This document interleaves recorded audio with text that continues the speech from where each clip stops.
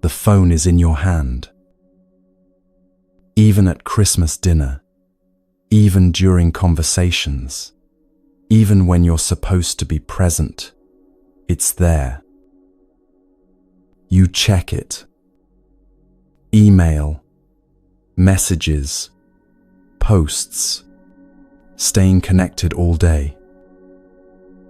Yet something feels empty. Christmas parties fill rooms with people. Voices everywhere, laughter, movement.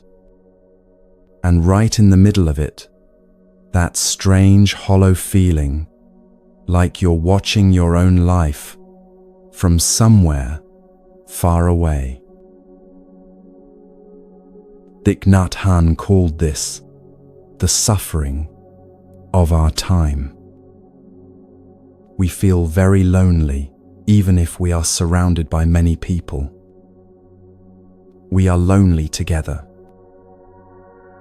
He said, we try to fill the vacuum inside by connecting with others through devices.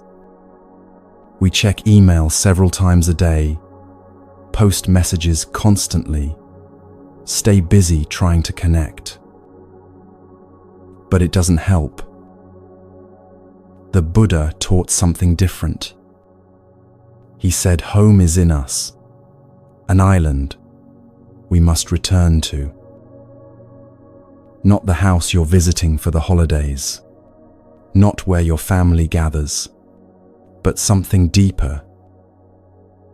We've been disconnected from ourselves so long that we walk without knowing we're walking. We're here, but not here. We're alive, but don't know we're alive.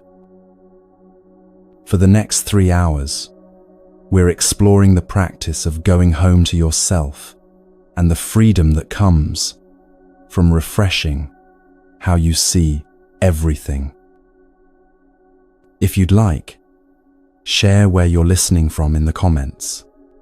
Wherever you are, let yourself settle. This is the practice of going home. Let's begin.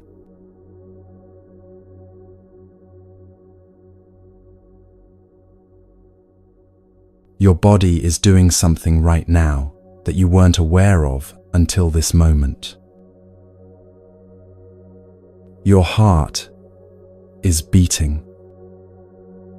You didn't notice it until just now, and in a few seconds, you'll probably forget about it again. Your lungs are breathing. In and out, without you having to remember, or manage, or think about it. Blood is flowing through thousands of miles of vessels. Cells are regenerating. Your nervous system is processing information from everything around you. All of this happening right now, and a moment ago you had no awareness of any of it. This is what it means to be gone from home. Not that anything is wrong. Not that you're doing something incorrectly. But that you can be alive, fully, physically alive, and completely unaware of that aliveness. You can walk without knowing you're walking. You can breathe without knowing you're breathing. You can be here without actually being here at all. Most people spend most of their time this way. The body does its work, keeping you alive, carrying you through the day, responding to the world around you, while the mind is somewhere else, entirely. Planning what comes next, reviewing what already happened, thinking about conversations you need to have, problems you need to solve, things you need to remember. The body is here. The mind is elsewhere. and the gap between them grows so wide you forget there's supposed to be a connection at all. The Buddha taught about this gap. He said that most people walk through their lives asleep, not literally unconscious, but not fully awake either, moving through the world in a kind of trance where the body performs its functions and the mind races from one thought to the next, and somehow the person themselves, the awareness that could be present to all of this, is nowhere to be found. He offered a practice so simple it almost sounds like nothing. Sit down and breathe. That's it. That's the revolution. Sit down, know you're sitting down, and breathe, knowing you're breathing. When you do this, when you actually sit down with the intention of being present to your body, your breath, this moment, you begin to close the gap. The mind stops racing ahead or circling back. It settles, even if just for a few seconds, into the same place the body has been all along. You are here. Your body is your breathing. Your body is your heartbeat. Your body is your feet on the ground, your hands resting wherever they are, your spine holding you upright. When you bring awareness to any of these, when you actually feel your breath moving or your feet touching the floor, you connect with your body. And when you connect with your body, you are at home. Because body is part of home. Think about how much time you spend looking at screens. An hour passes. 2 hours. Maybe more. Eyes focused, fingers moving, mind absorbed in whatever task or information or distraction the screen offers. During that time, where is your awareness? Inside the screen, inside the work, inside the endless stream of messages and tasks and content that never stops coming. The body sits there the entire time, breathing, existing, holding you upright so you can do the work. But you forget it's there. Completely. Not that you think about your body and choose to ignore it. You actually forget it exists at all, as if you were just a mind floating in front of a glowing rectangle with no physical form whatsoever. Hours can pass this way. The morning becomes afternoon. Afternoon becomes evening.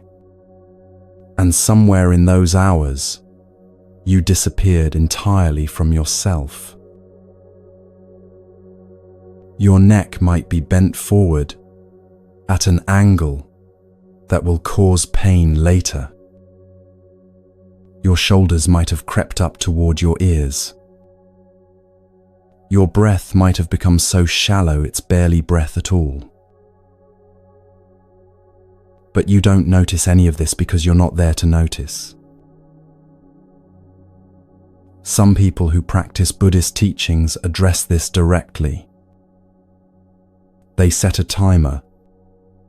Every 15 minutes, a gentle sound plays. A bell, a chime, something soft. When they hear it, they stop. Whatever they're doing stops. The typing stops. The reading stops.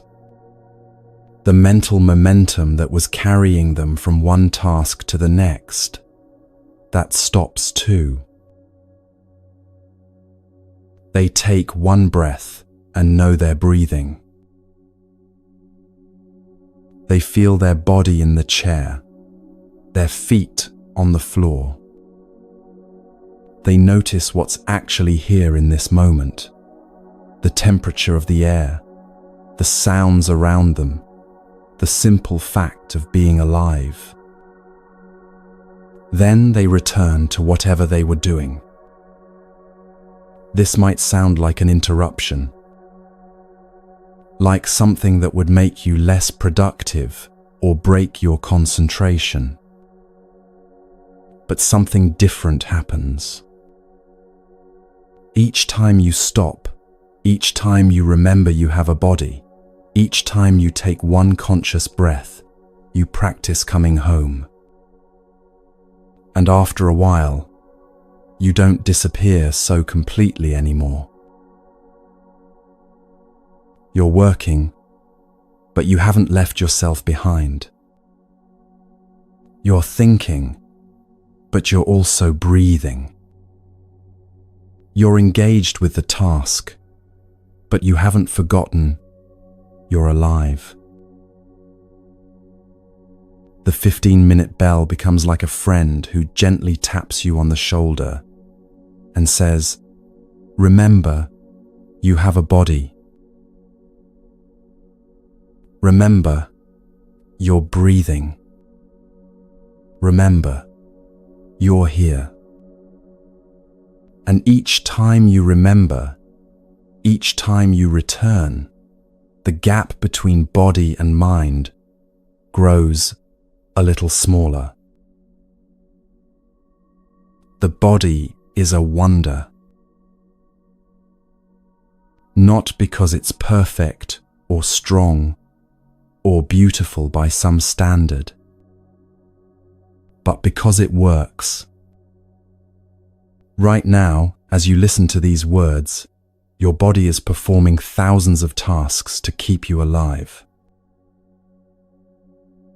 Your heart pumps blood. Your lungs exchange oxygen. Your digestive system processes whatever you've eaten. Your immune system identifies and responds to threats you'll never know about. Your kidneys filter waste.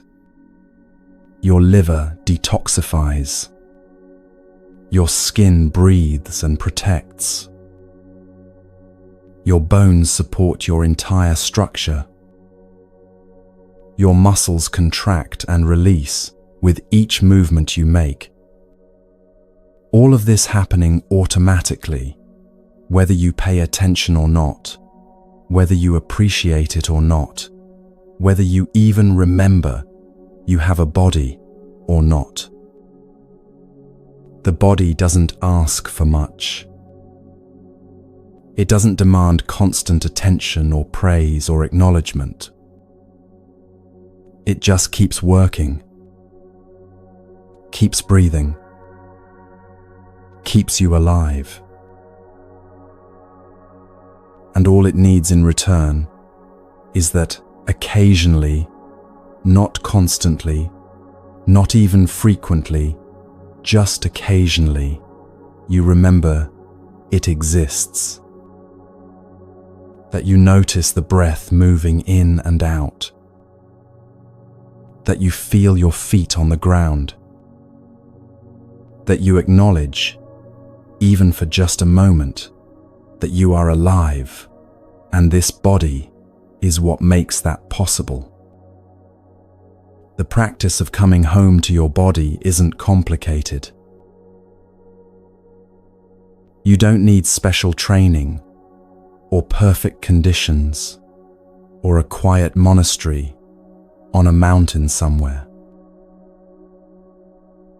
You just need to feel your feet. Right now, Wherever you are, you can feel your feet. If you're sitting, you can feel where your body meets the chair.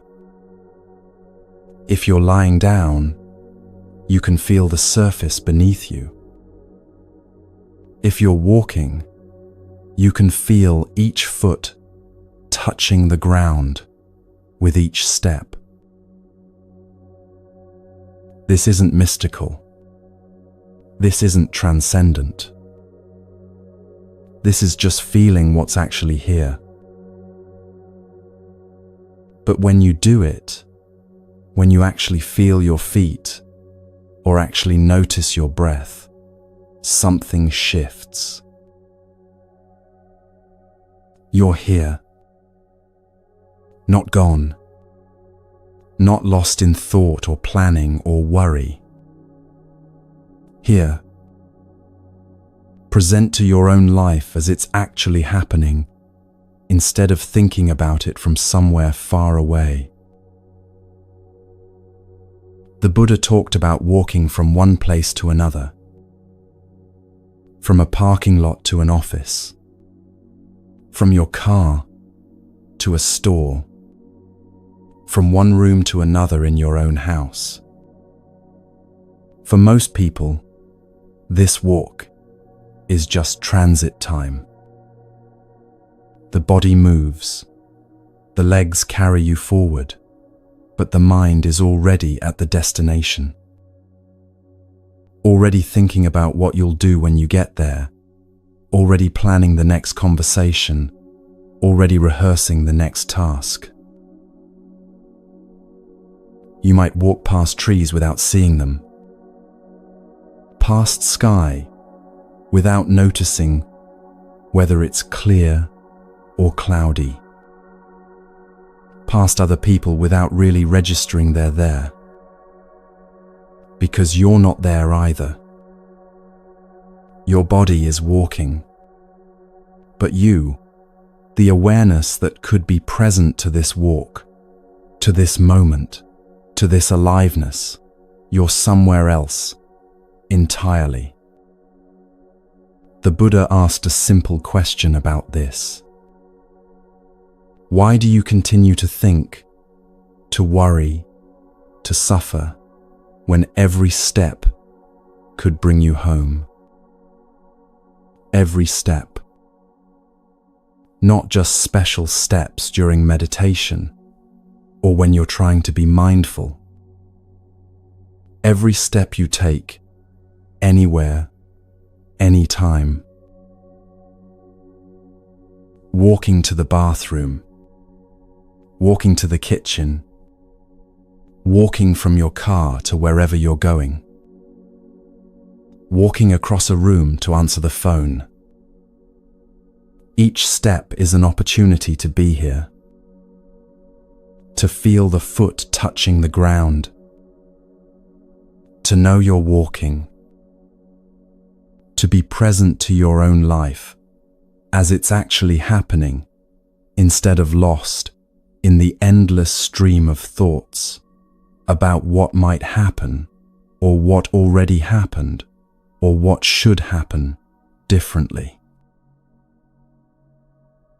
When you walk and know you're walking, when you actually feel each step, you recover yourself.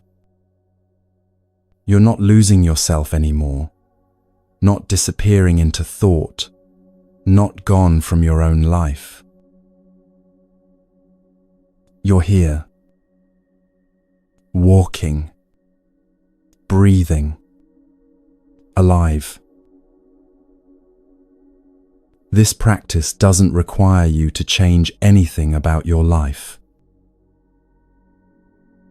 You still walk from the parking lot to the office. You still sit at your computer and do your work. You still have conversations and meetings and tasks that need to be done. The difference is that you're actually present for your life instead of missing it entirely while you're busy thinking about it.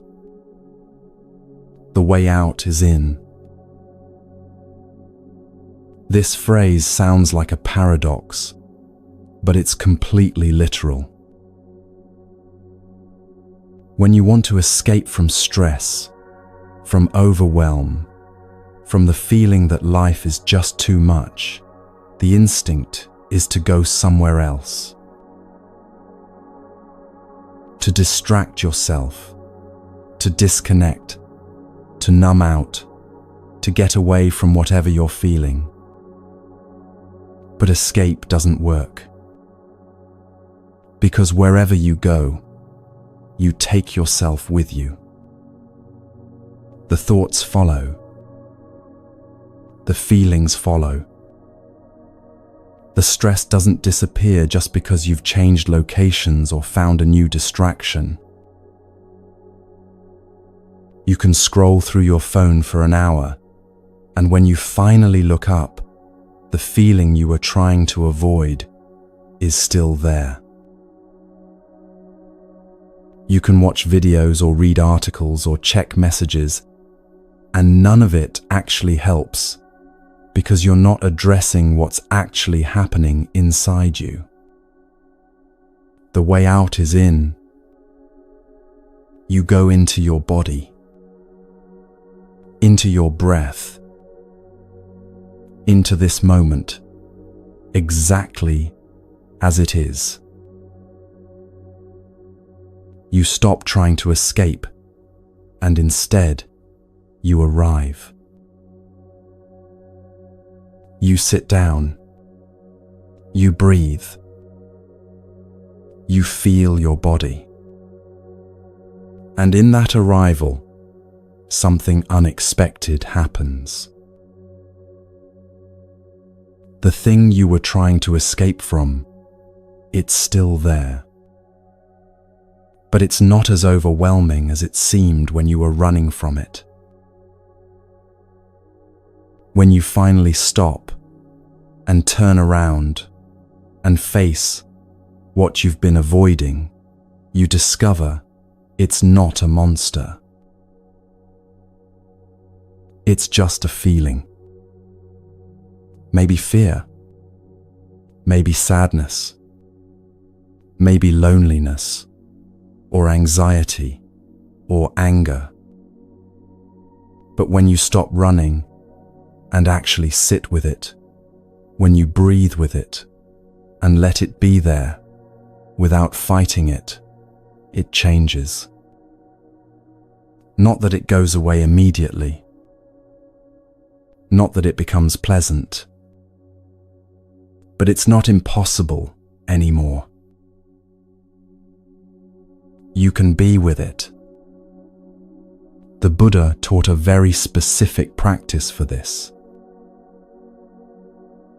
When you sit down and come home to yourself, when you connect with your body and your breath, you discover what's been waiting there. Feelings. Ones you've been avoiding or running from or trying to fix or make go away. Maybe loneliness. Maybe fear. Maybe sadness or anxiety or anger or shame. These feelings are part of home too. They're not intruders. They're not evidence that something is wrong with you.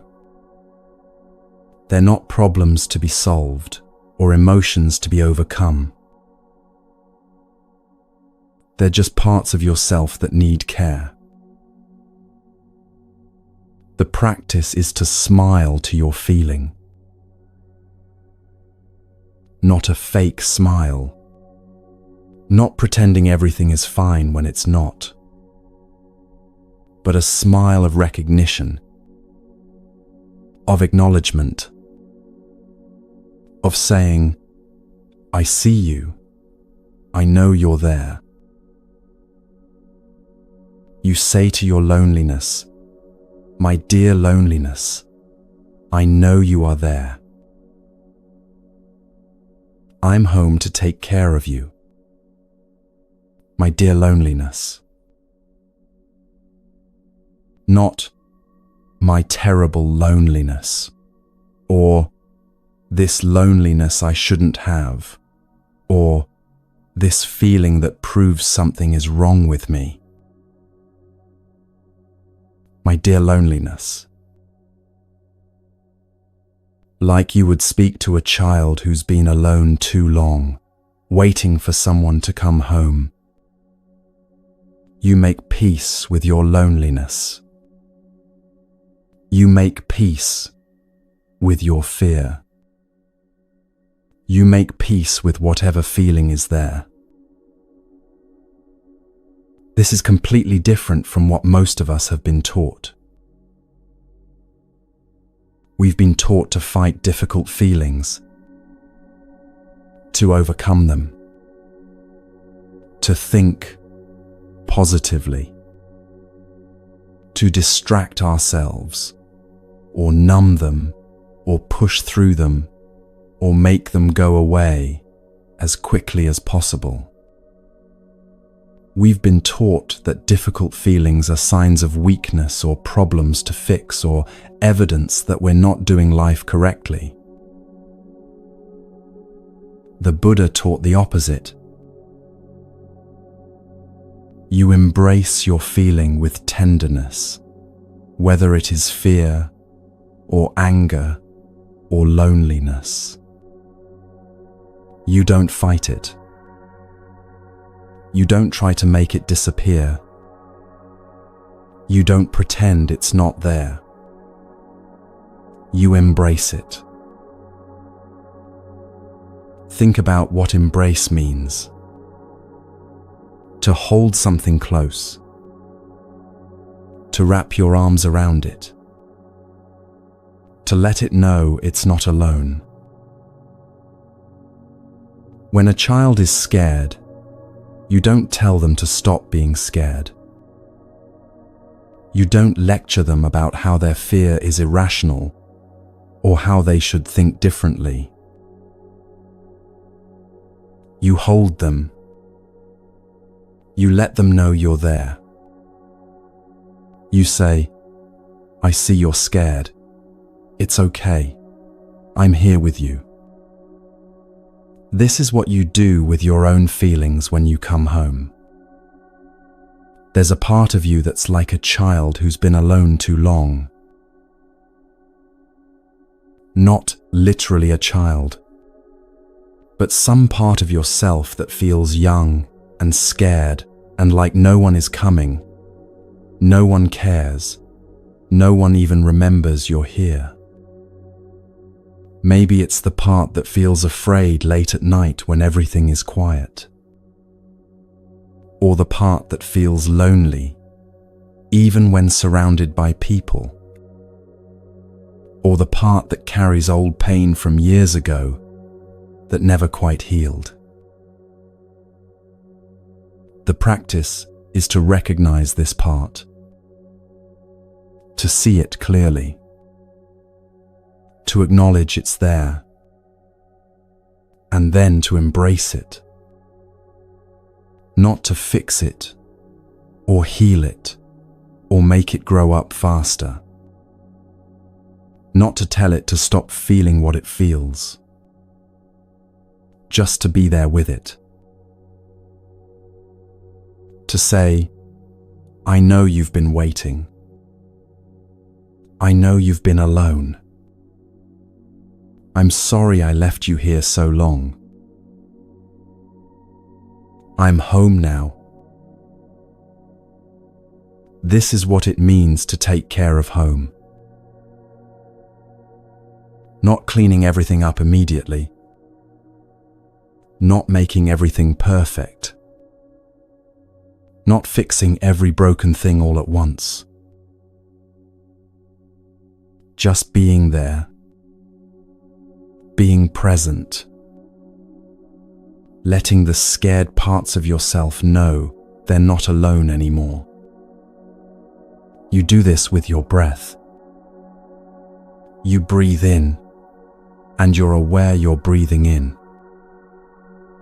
You breathe out, and you're aware you're breathing out. And while you're breathing, you let yourself feel whatever is there. The loneliness, the fear, the sadness. You don't try to breathe it away or make it disappear. You just breathe with it. Like sitting with a child who's upset. You don't need to fix anything or say the perfect thing. You just need to be there, breathing, present. And slowly, gradually, something shifts. Not all at once, not dramatically, but the feeling changes when you stop running from it. When you turn around and face it and say, I see you, I'm here with you.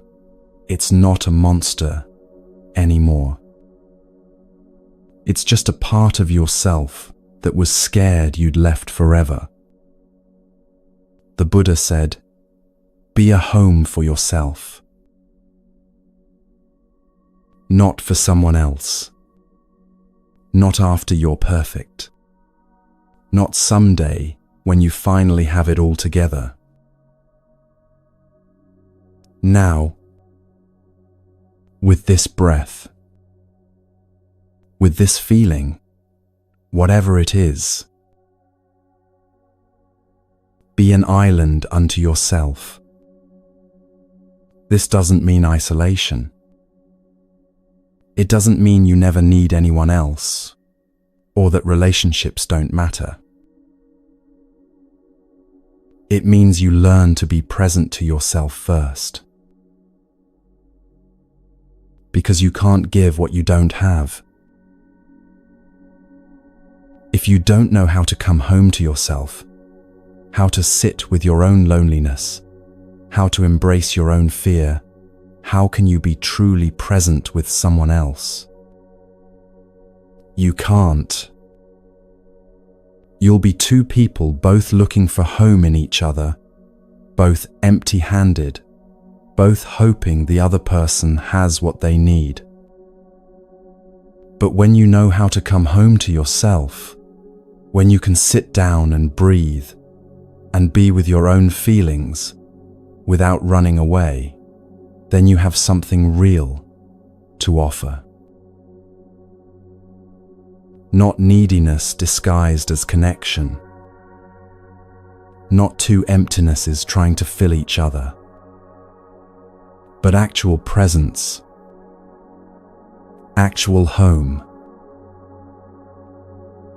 You can be with someone else because you're no longer desperately searching for them to save you from yourself. You can listen to their pain without trying to fix it immediately, because you've learned to sit with your own pain. This Christmas season, when everything is about going home, the invitation is to discover the home you carry everywhere.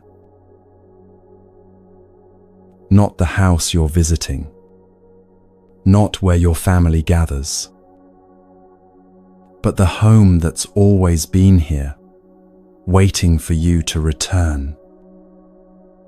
Your body, your breath, this moment, every step you take can bring you back. Every breath reminds you you're alive.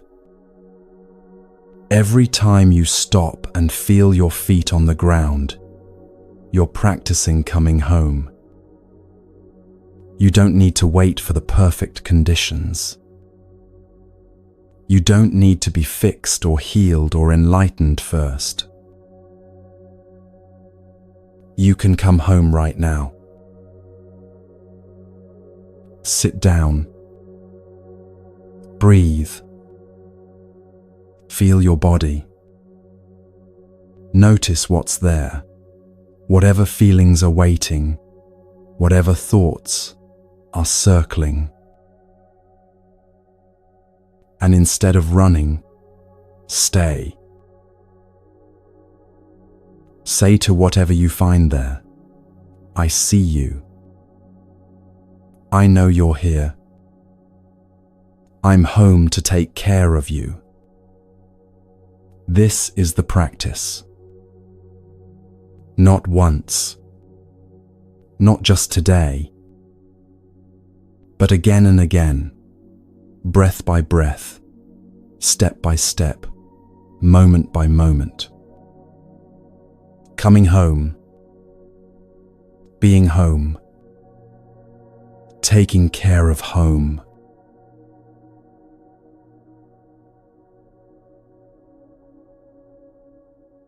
Christmas gatherings have a particular feeling to them. Everyone arrives carrying something, not just the dishes they brought or the wrapped presents, but something heavier. Everyone is looking for warmth, for safety, for some kind of comfort that will make the loneliness less sharp. Family members sit around tables, and beneath the conversation about weather and work and what's new this year, there's a quieter current running through the room. Each person hoping someone else has what they need. Each person hoping this gathering will finally fill the emptiness that's been there all year. It doesn't work. Not because people don't care about each other, or because families are broken, or because something is wrong with wanting connection.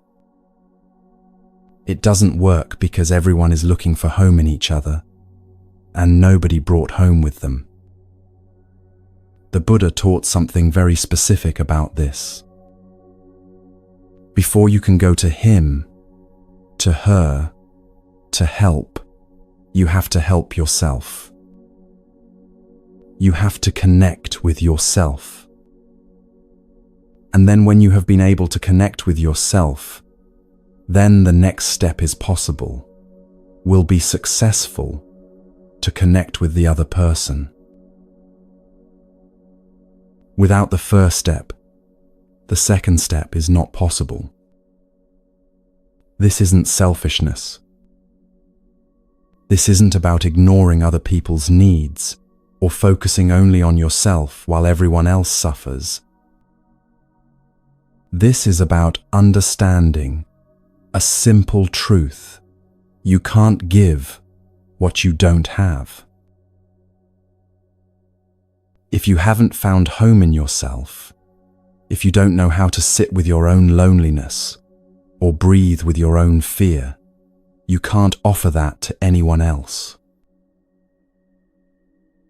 You can only offer your own emptiness and hope theirs will somehow fill yours. Think about what happens when two people who haven't found home in themselves try to find it in each other. She is lonely, and he is lonely also. And he is looking for home, for some warmth, some safety. She's looking for the same thing. They come together, hoping the other person will provide what's missing, will somehow make the loneliness disappear, will be the answer to the emptiness that's been there as long as they can remember. For a little while, it might seem to work. The newness of connection, the excitement of someone paying attention, the temporary relief of not being alone, all of this can feel like home. But it's not home. It's two people leaning on each other, and neither one has ground beneath their feet. Eventually, the weight becomes too much. The loneliness comes back. The emptiness returns. And now there's resentment too, because each person feels betrayed, that the other person didn't save them like they were supposed to. This is why relationships fail without inner home. Not because people don't love each other enough, or because they chose the wrong person, or because something is fundamentally broken in them, but because they're asking another human being to do something only they can do for themselves, to be their home, their ground, their escape from their own inner experience. Watch this happen at any Christmas gathering. Someone arrives upset, and immediately others try to cheer them up. Someone is anxious, and others offer reassurance that doesn't actually reassure. Someone is lonely, and others fill the air with words and activity, trying desperately to make the loneliness go away. All of this coming from good intentions, from genuine care and love. But none of it works because everyone is trying to give what they don't have, trying to offer stability when they're unstable, trying to provide comfort when they're uncomfortable, trying to be home for someone else when they haven't found home in themselves. The Buddha's teaching is that once you have got a home, you can go to your partner. Once you know how to sit down and breathe, once you know how to be with your own feelings without running away, once you've learned to say, "My dear loneliness, I'm home to take care of you," then you can go to someone else. Not as someone desperately seeking rescue, but as someone who has something real to offer. You are confident because you know how to connect with yourself, how to have a home for yourself. So that confidence in you will inspire him or her to do the same. She can find a home in you, and then she will lean on that in order to build a home in herself. Not that you become her home, but that your presence, your actual, grounded presence, shows her it's possible. Shows her what it looks like when someone isn't running from themselves. Shows her there's another way. This confidence isn't arrogance or superiority. It's not thinking you're better than others, or that you've figured everything out. It's simply the quiet stability that comes from knowing how to come home to yourself. From having practiced sitting down and breathing enough times that you trust you can be with whatever arises. From having turned toward your own loneliness and fear enough times that you're no longer terrified of them. From having found ground beneath your feet that doesn't shift when circumstances change. When you have this kind of confidence, this kind of inner home, people feel it. They might not be able to name what's different about you. They might not understand why they feel calmer in your presence. But they sense something that you're not frantically seeking, not desperately trying to make them be a certain way, not using the interaction to escape from yourself. You're just there, breathing, present, with room inside yourself to actually be with them. This is the gift you can actually give this Christmas season. Not the perfect present or the right words or the ability to fix someone else's pain, but your own presence, your own groundedness, The home you've found in yourself that allows you to sit with someone else without needing them to be different, without needing them to make you feel better, without needing anything from them except to be exactly who they are in this moment.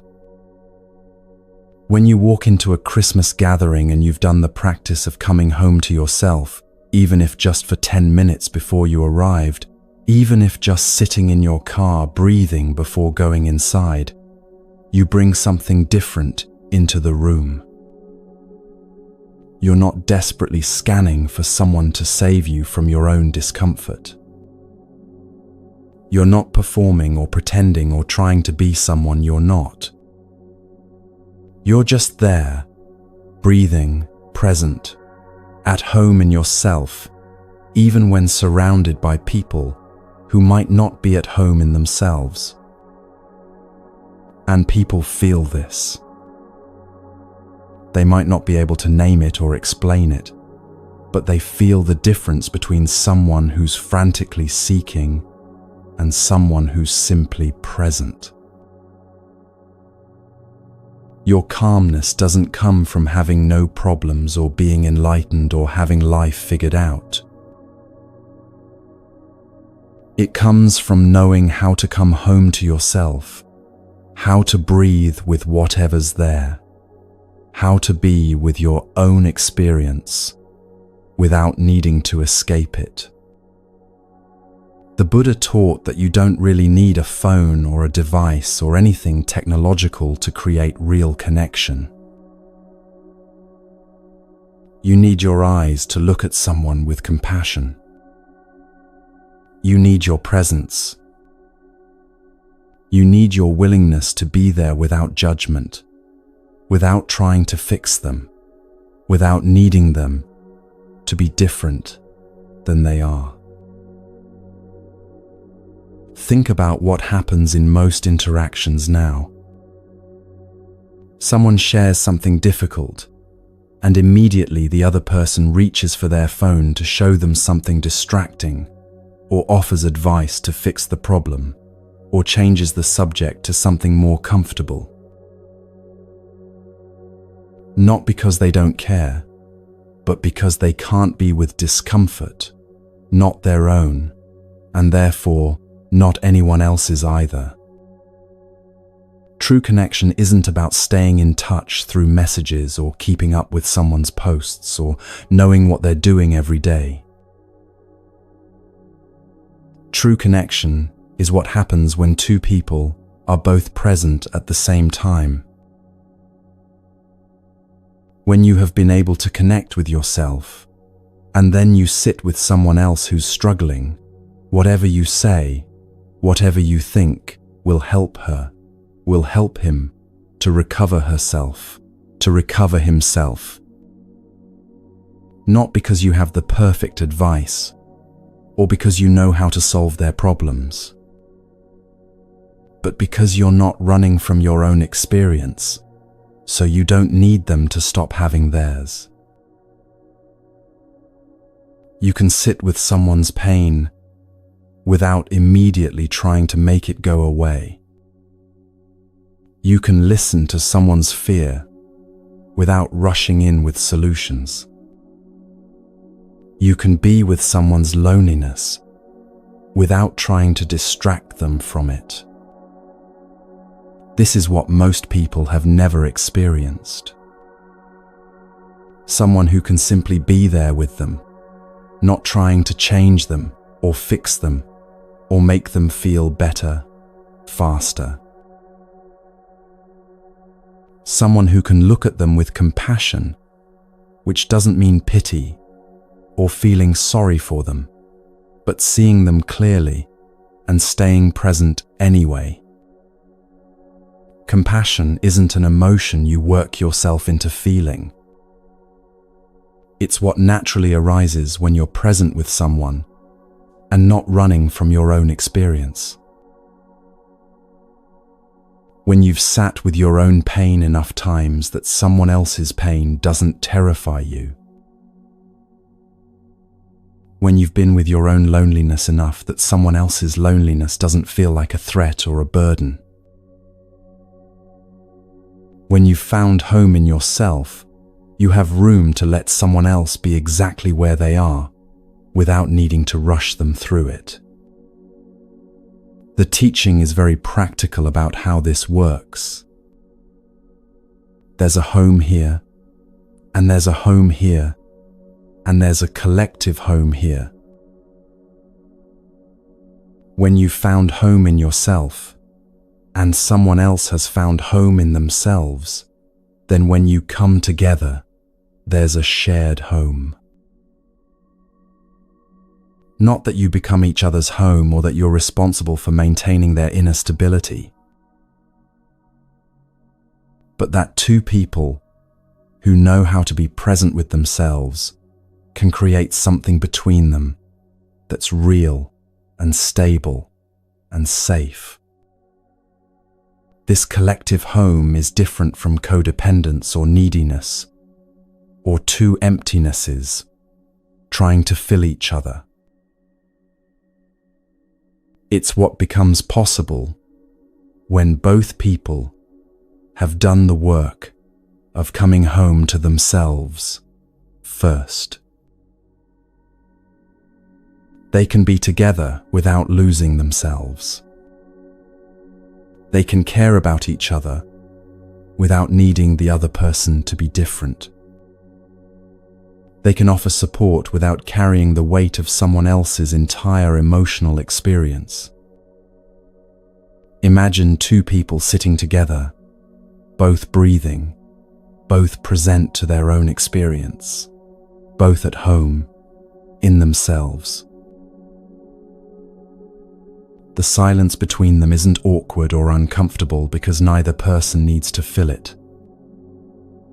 They can simply be together.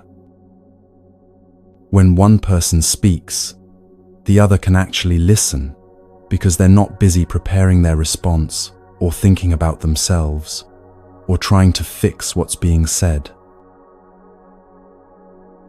This is the collective home, the space that opens up between two people who've both found ground in themselves. And here's what's extraordinary about this teaching. Even in different towns, even separated by distance, true connection is possible. When you've found home in yourself, when you know how to be present to your own experience, you can connect with someone else even when you're not physically together. Not through constant texting or video calls or maintaining an illusion of closeness, but through actual presence, through being so grounded in yourself that when you think of someone, when you speak to someone, even across distance, something real passes between you. This Christmas season is filled with people trying to connect across distance. Family members who live in different cities, friends who haven't seen each other in months or years, relationships strained by geography or circumstance. And most of that connection attempt happens through devices, through messages and calls and video chats that try to bridge the gap, but somehow leave everyone feeling more disconnected than before. The reason these technological connections often feel empty isn't because technology is bad or because video calls can't work. It's because people are trying to use technology to create something they don't have in themselves. They're trying to use devices to fill the emptiness, to escape the loneliness, to avoid being present to their own experience. And when you're not present to yourself, you can't be present to anyone else, no matter how many messages you send or how often you video call. The Buddha's teaching points to something different. You don't need technology to maintain connection. You need to know how to be present with yourself. Because when you're grounded in your own experience, when you've found home in yourself, you carry that groundedness everywhere. It's not dependent on proximity or constant communication or keeping up appearances. It's something real in you that remains stable, whether you're sitting next to someone or thousands of miles away. When you call someone from this place, from having found home in yourself, from being present to your own breath and body before picking up the phone, the call is different. Your voice carries something different. The silence isn't uncomfortable. You're not frantically filling space or performing connection. You're actually there. And because you're actually there with yourself, you can be actually there with them too, even through a screen or across a phone line. Christmas is a time when we have to practice going home. This isn't about religion or celebrating a particular holiday or following any specific tradition.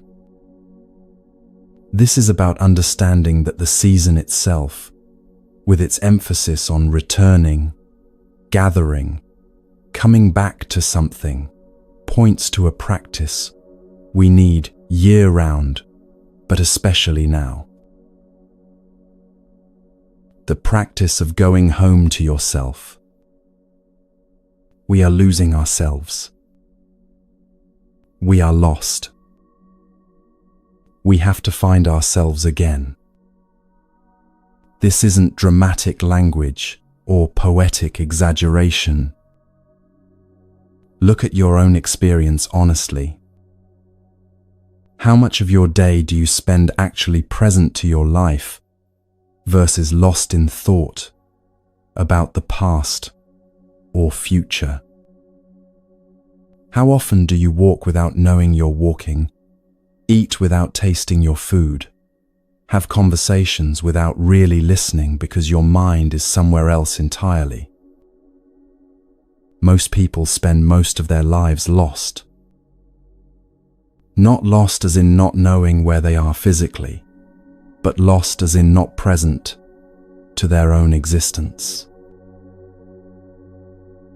The body walks through the world, performs tasks, goes through motions, but the person themselves, the awareness that could be present to all of this, is somewhere else. Thinking about yesterday or tomorrow, worrying about what might happen, or regretting what already did. Anywhere except here, now, alive. The Buddha taught that this is the way to heal ourselves and our society. Not through better technology or more efficient systems or new political solutions, though none of those things are inherently bad. But through each person doing the simple, difficult work of coming home to themselves, of sitting down and breathing, of walking and knowing they're walking, of being present to their own life instead of constantly escaping from it. Everything begins with yourself. This is the way prescribed by the Buddha. Not because other people don't matter or because society's problems aren't real, but because you can't help anyone else if you haven't helped yourself first. You can't offer stability to others if you have none yourself. You can't guide someone home if you don't know the way there yourself. Think about this in terms of the Christmas gatherings you'll attend or host. If you walk in disconnected from yourself, if you haven't taken even 5 minutes to sit down and breathe and come home to your own body, then you arrive as someone seeking validation, seeking comfort, seeking distraction from your own discomfort. And everyone else is doing the same thing.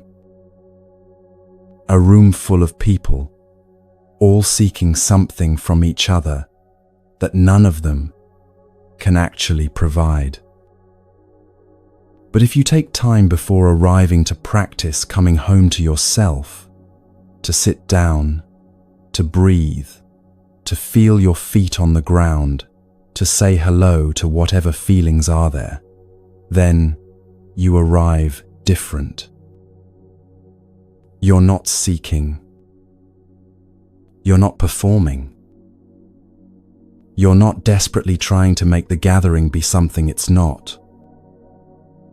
You're just there, present, breathing, with a home inside yourself that nobody can take away and that doesn't depend on how the gathering goes. This changes everything about the gathering.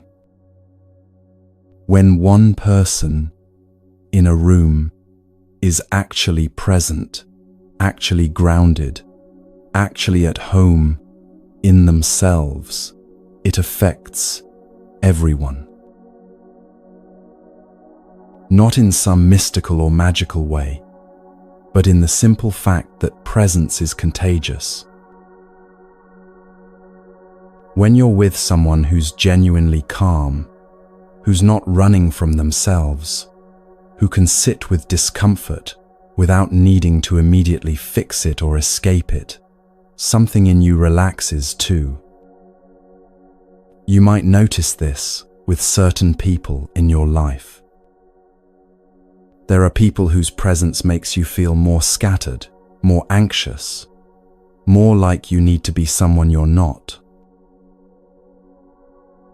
And there are people whose presence somehow makes it easier to breathe, easier to be yourself, easier to settle. The difference isn't about personality or charisma.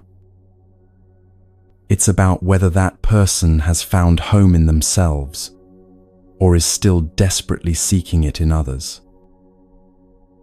Now we come to one of the Buddha's most profound teachings about refreshing your view. He used the example of a cloud.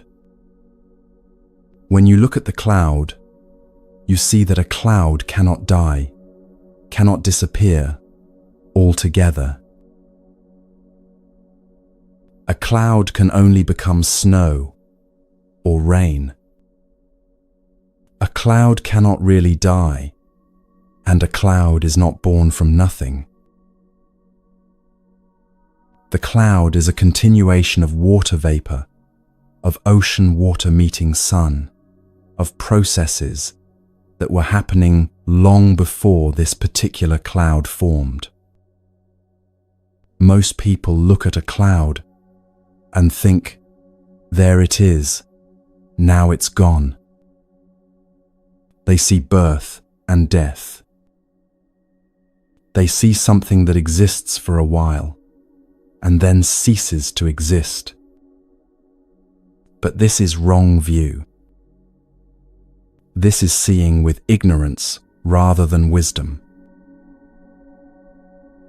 The cloud never actually comes into being from nothing, and it never actually disappears into nothing. It changes form. Water vapor becomes visible. Cloud becomes rain, becomes ocean, becomes vapor again. Nothing is born, nothing dies.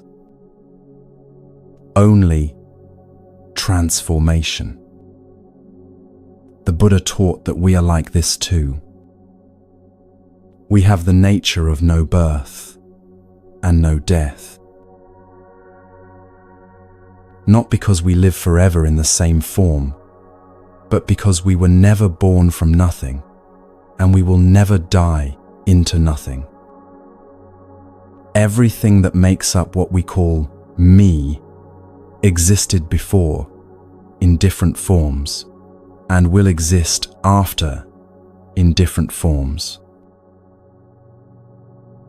The body is made of elements from the earth, from food, from air and water. The mind is made of thoughts and perceptions learned from others, experiences accumulated over time. Nothing is truly separate or independently existing. When you really see this, not just intellectually understand it, but actually see it, you are free of birth and death. Not that your body becomes immortal, or that you no longer experience physical death, but that you see through the illusion that you were ever born or could ever die. You see that what you call you is a temporary coming together of elements that existed before and will continue after in different forms. This teaching might sound abstract or philosophical, sitting around a Christmas table, but it has immediate practical application. Most of our fear comes from believing we can lose what we are. We're afraid of death because we think we'll disappear. We're afraid of change because we think we'll lose ourselves. We cling desperately to experiences and relationships and circumstances because we believe our existence depends on them remaining the same. Watch how this fear operates during Christmas. Someone takes a photo because they're afraid the moment will be lost. Someone holds on too tightly to traditions because they're afraid change means death. Someone tries to make everything perfect because they believe this gathering needs to be preserved exactly as it is, or something essential will disappear forever. All of this coming from the deep fear that things born can die, that what exists can cease to exist, that we can lose what we are. But when you see like the Buddha taught, when you refresh your view to see things as they actually are, rather than how ignorance makes them appear, this fear dissolves. Not because you've convinced yourself of something, or because you're pretending death isn't real, but because you've seen through the illusion that there's something permanent to lose in the first place. The cloud is free of birth and death right now. It doesn't have to wait until it reaches some enlightened state. It's already free because it never was born and it never will die. It only transforms. And we are also like this. We have the nature of no birth and no death. Not someday, not in some future realm after we die, but right now. This body, this mind, this life, already free of birth and death when you see it clearly. This is how refreshing your view creates instant freedom. You don't have to change anything about your circumstances. You don't have to wait for your life to be different, or for your problems to be solved, or for you to become a better person. You just have to see clearly what's already true. And what's true is that nothing is born, nothing dies. Everything is transformation. Everything is continuation. Nothing is ever truly lost, because nothing was ever truly separate in the first place.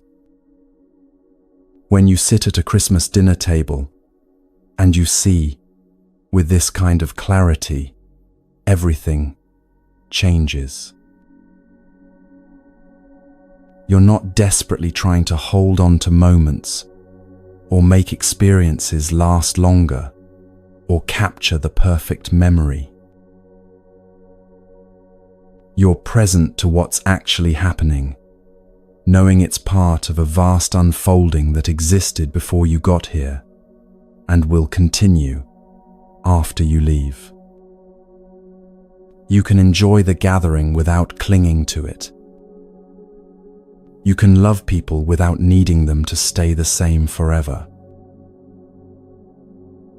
You can be fully present because you're not trying to grasp something that's inherently ungraspable. The grandfather telling stories at the table, you see him not as someone who will die and disappear, but as water in a particular form, already part of transformation. The child laughing, you see her not as needing to be preserved in this moment forever, but as continuation happening, cloud becoming rain. The meal itself, you see it not as something to desperately hold on to, but as earth becoming food, becoming body, becoming earth again, nothing lost, everything transforming. This is what it means to be free. Not free from life, or free from relationships, or free from responsibility, but free from the suffering that comes from misunderstanding what life actually is. Free from the fear that comes from thinking you're a separate, permanent self that could be destroyed. Free from the desperate clinging that comes from thinking you can lose what you are. The Buddha taught this as a gift you can give, not just to others, but to yourself. The gift of seeing clearly. The gift of understanding that you have the nature of no birth and no death. The gift of knowing that the cloud cannot die, and neither can you. Not because your body won't change or because physical death won't happen, but because what you really are was never born and can never be destroyed. When you come home to yourself this way, when you sit down and breathe and see with clear eyes that you are like the cloud, transformation happening, continuation unfolding, never truly born and never truly dying, then you have something real to offer the people around you. You have freedom to give. Not freedom as an idea or concept, but freedom as an actual lived reality. The freedom to be present without fear. The freedom to love without clinging. The freedom to live without constantly running from death. This Christmas season, the invitation is to practice this refreshing of view. To look at your life, your relationships, your very existence the way the Buddha taught, not as something fragile and temporary that you have to desperately protect, but as something that's part of a vast, ongoing transformation that can't ultimately be lost because it was never ultimately separate. Look at your own hand right now. The cells that make it up are constantly dying and being replaced. The atoms that compose it came from the earth, from food, from air. The bones grew from nutrients passed through your mother's body before you were born. The skin is shedding and renewing every moment.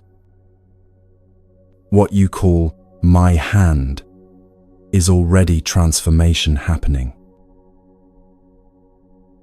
Already continuation.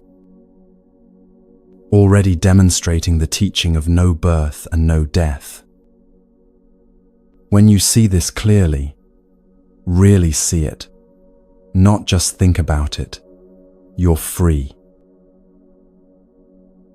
Free to be present with people without needing them to complete you. Free to love without the desperate edge of knowing it will end. Free to live fully because you're not constantly trying to protect yourself from something that was never really a threat in the first place. This is the collective home that becomes possible when people practice this way. Not a home built on illusions or neediness, or two people clinging to each other against the terror of existence. But a home built on clear seeing. A home where both people understand they are like clouds, temporary forms that water takes, never really born, never really dying, always part of something larger that continues. From this home, you can actually help others. Not by trying to save them or fix them or make their pain go away, but by being so grounded in your own seeing, so clear in your own understanding, so present in your own freedom that it shows them what's possible. Your presence becomes an invitation. Your freedom becomes a doorway. Your clarity becomes a light that helps them find their own way home. This is what the Buddha meant when he taught that everything begins with yourself. Not because you're the most important person, or because other people don't matter, but because clarity spreads from clarity, presence calls forth presence, and freedom invites freedom. When you've found home in yourself through seeing clearly, through refreshing your view to see things as they actually are, rather than how fear and ignorance make them appear, then you naturally help others find their way home too. The gift you can actually give this Christmas is your own presence, your own groundedness, your own freedom from the illusion of birth and death.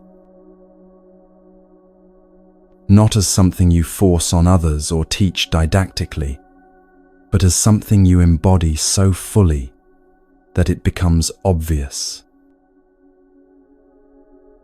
Like the cloud that's already free, because it never believed it was born and never feared it would die.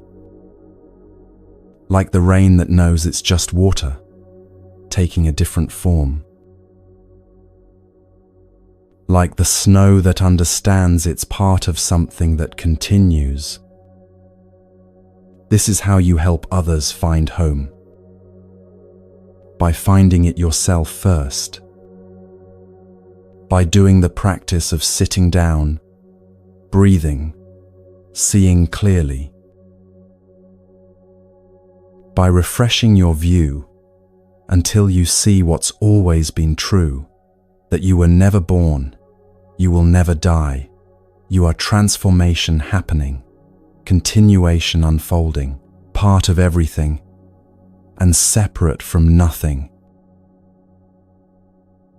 And from that seeing, from that home, from that freedom, you can finally offer something real to the people around you who are still searching.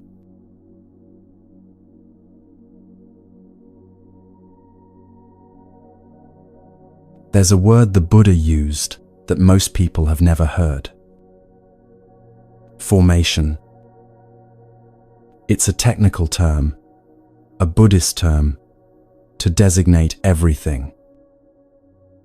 Like a flower, a marker, a book, a person, a tree. Everything is a formation.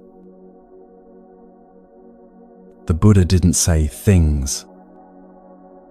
He didn't say objects or entities or stuff. He said formations. And this one word, this choice to call everything formations instead of things, reveals something profound about how reality actually works. A formation is something that has been formed, something that's come together, something composite, made of parts, an agglomeration of many elements, gathering in one place for a while. Nothing exists on its own.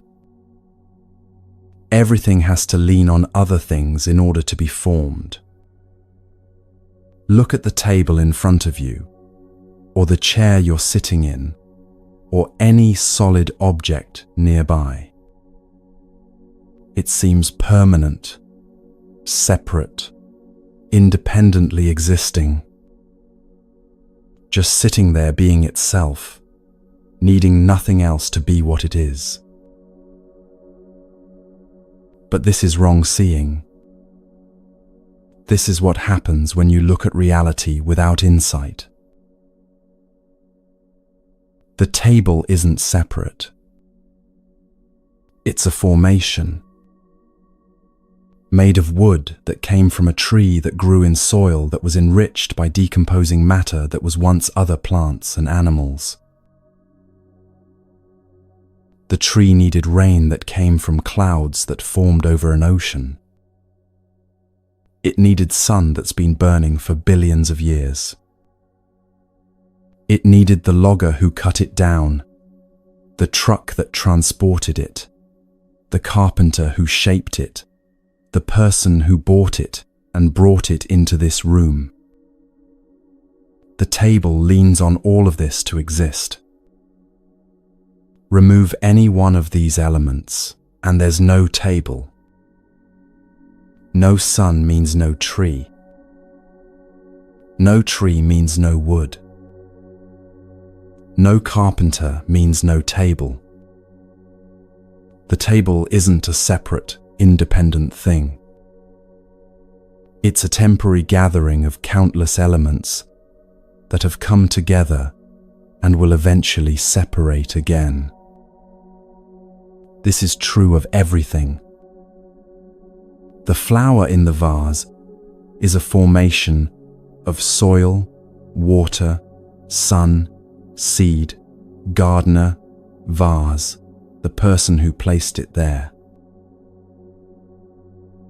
The book on the shelf is a formation of trees, ideas, writer, printer, ink, distributor, reader.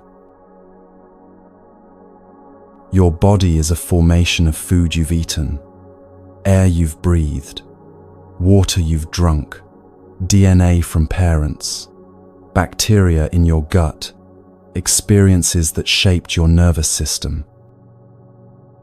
Nothing stands alone. Everything is leaning on everything else.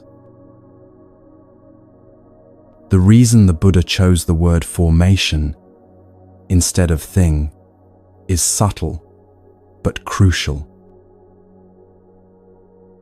When you call something a thing, you imply it has independent existence, that it just is what it is, separate from everything else, solid, permanent, with its own inherent nature.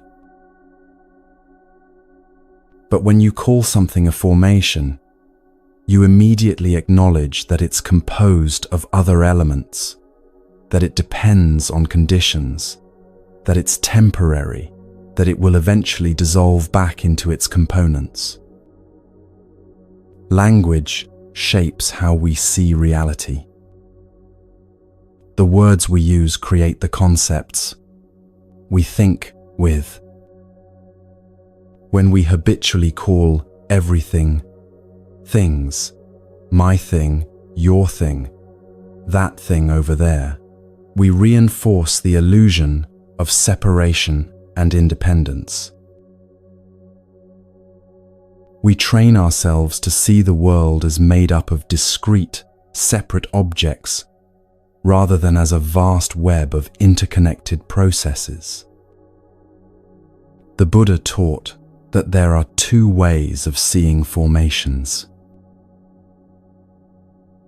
Most people see with the first way, which he called ordinary view or wrong view. Those who do not have insight, regular people, ordinary people, people who haven't practiced seeing clearly, they see formations as having their own nature, as solid, as permanent, as self, as essences. They look at the table and see table.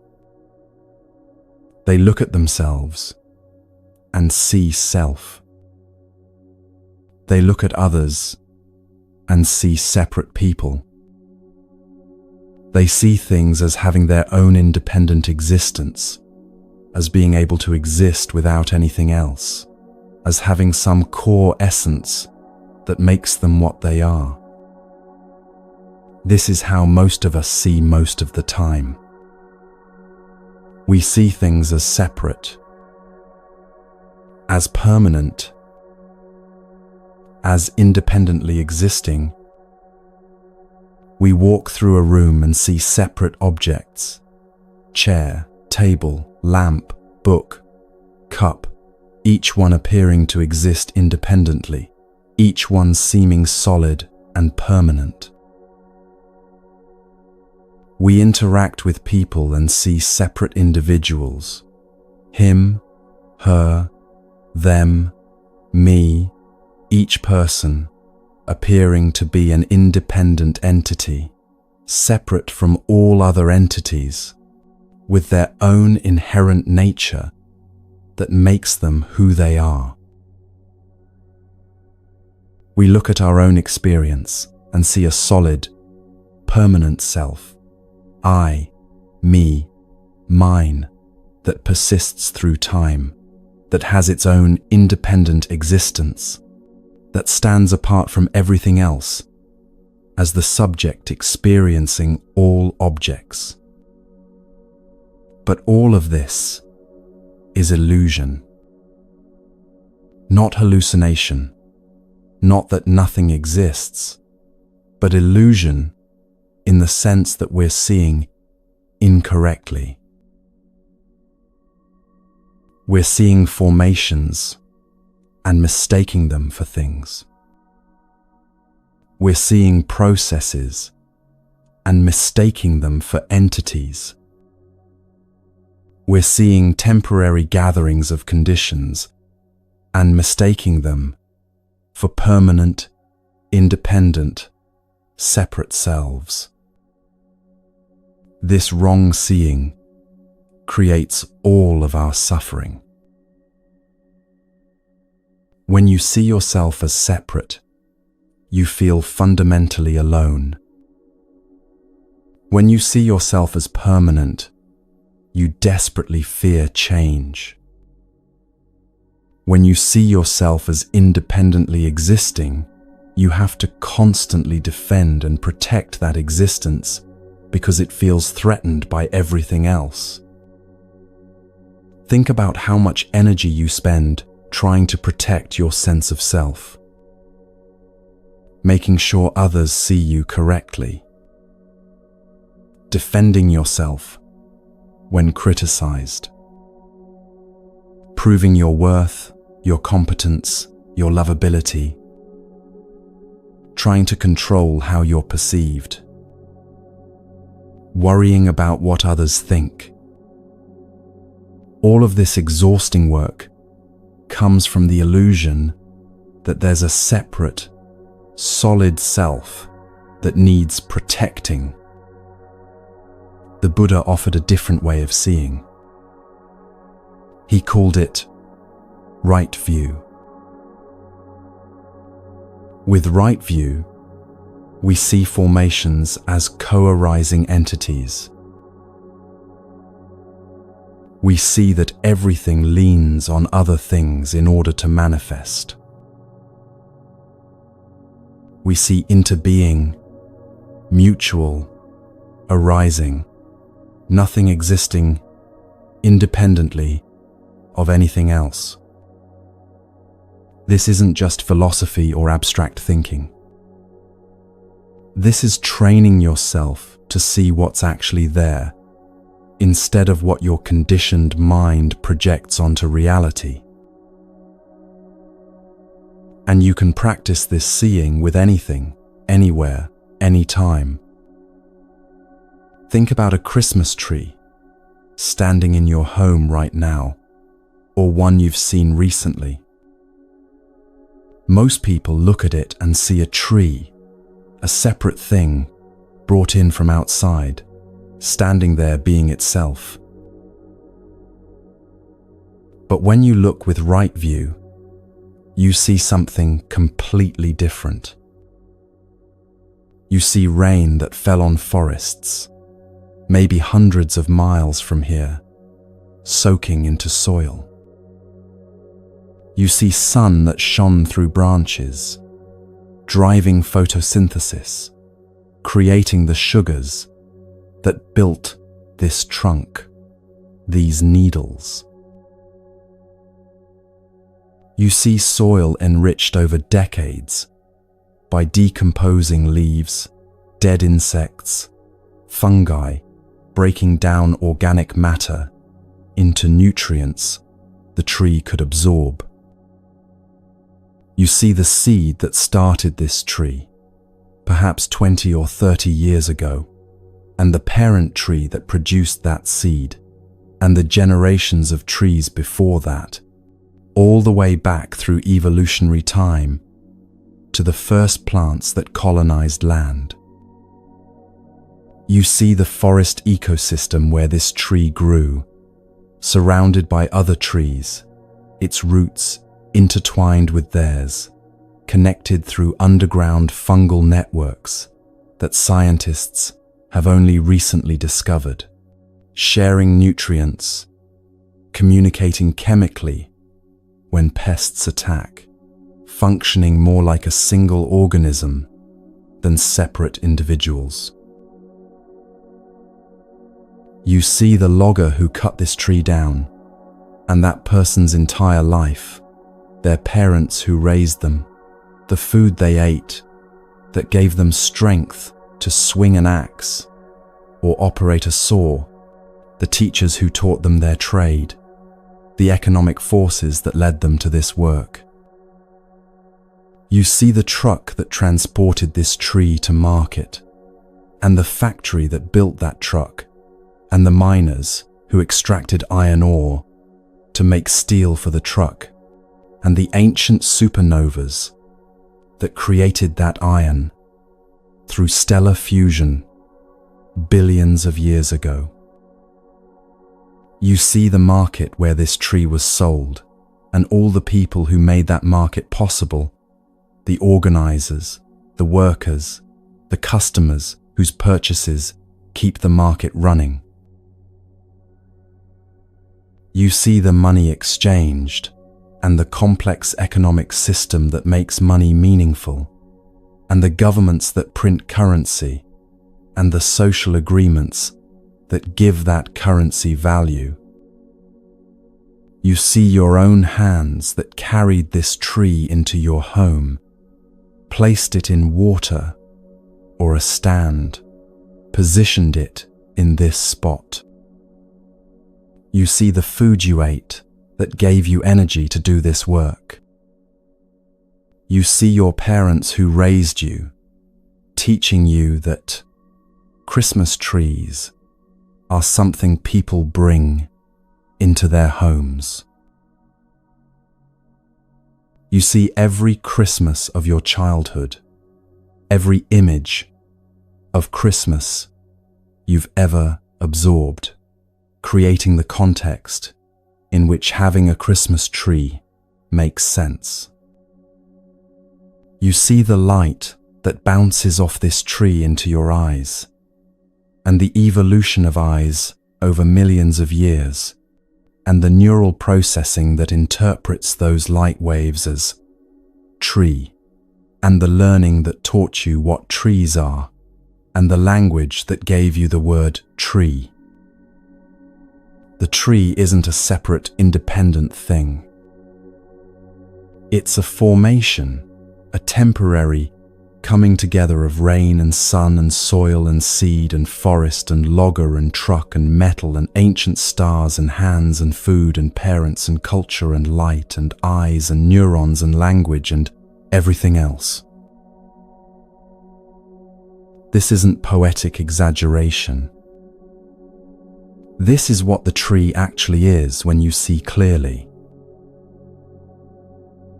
Every single one of those elements is necessary for this tree to be standing here now. Remove any one of them, and there's no tree in your home. When you see this, really see it, not just think about it, your relationship to the tree changes. You can't see it as just an object anymore, as a thing you bought and brought in to decorate with. You see it as a manifestation of the entire universe, as a point where countless conditions have gathered temporarily, as a formation that contains everything. And what's true of the tree is true of everything else. The food on your Christmas table is a formation of sun and rain and soil and farmers and trucks and cooks and ancient evolutionary processes that created edible plants and everything else. The gifts you give are formations of resources extracted from Earth, workers who manufactured them, delivery systems that brought them, economic systems that made exchange possible, cultural meanings that make gift-giving significant. Your own body sitting at that table is a formation of all the food you've ever eaten, all the air you've ever breathed, all the water you've drunk, the DNA passed through generations, the bacteria in your gut, without which you couldn't digest anything, the experiences that shaped your nervous system, the relationships that formed your personality. Where does you begin and not you end? Where's the boundary between the food you ate yesterday and your body today? Between the air you just breathed in and the oxygen now in your bloodstream? Between the words your parents spoke and the voice in your head? Between the trees producing oxygen and your lungs receiving it? There are no clear boundaries because everything is formation. Everything is interbeing. Everything is mutual arising with everything else. The Buddha took this teaching even further with an example that stops most people cold. He said, "There is rain, but we don't need a rainer to make the rain." Think about this. When you see rain falling, ordinary view says there must be someone or something making it rain. There must be an actor performing the action. There must be a doer doing the deed. But this is wrong view. Rain happens because warm air rises from Earth's surface, carrying water vapor. The vapor rises into cooler layers of atmosphere, where it condenses around tiny particles of dust or salt. Billions of these droplets gather together, forming clouds. As more vapor condenses, droplets grow larger and heavier. Eventually, they're too heavy for air currents to hold up, and they fall. It's a process, a formation, countless conditions coming together in a particular way. There's no rainer standing somewhere making rain happen. No entity behind the action choosing to make it rain. There's just raining, a verb, not a noun. Raining happening when conditions come together this way. This understanding dissolves one of the deepest illusions we carry. The illusion of a separate doer behind every action. The illusion of a permanent self that exists independently, making choices, performing actions, receiving results. Ordinary view says, I am doing this. I made this happen. I am the actor, and there are receivers of my action. I am the subject, and everything else is object.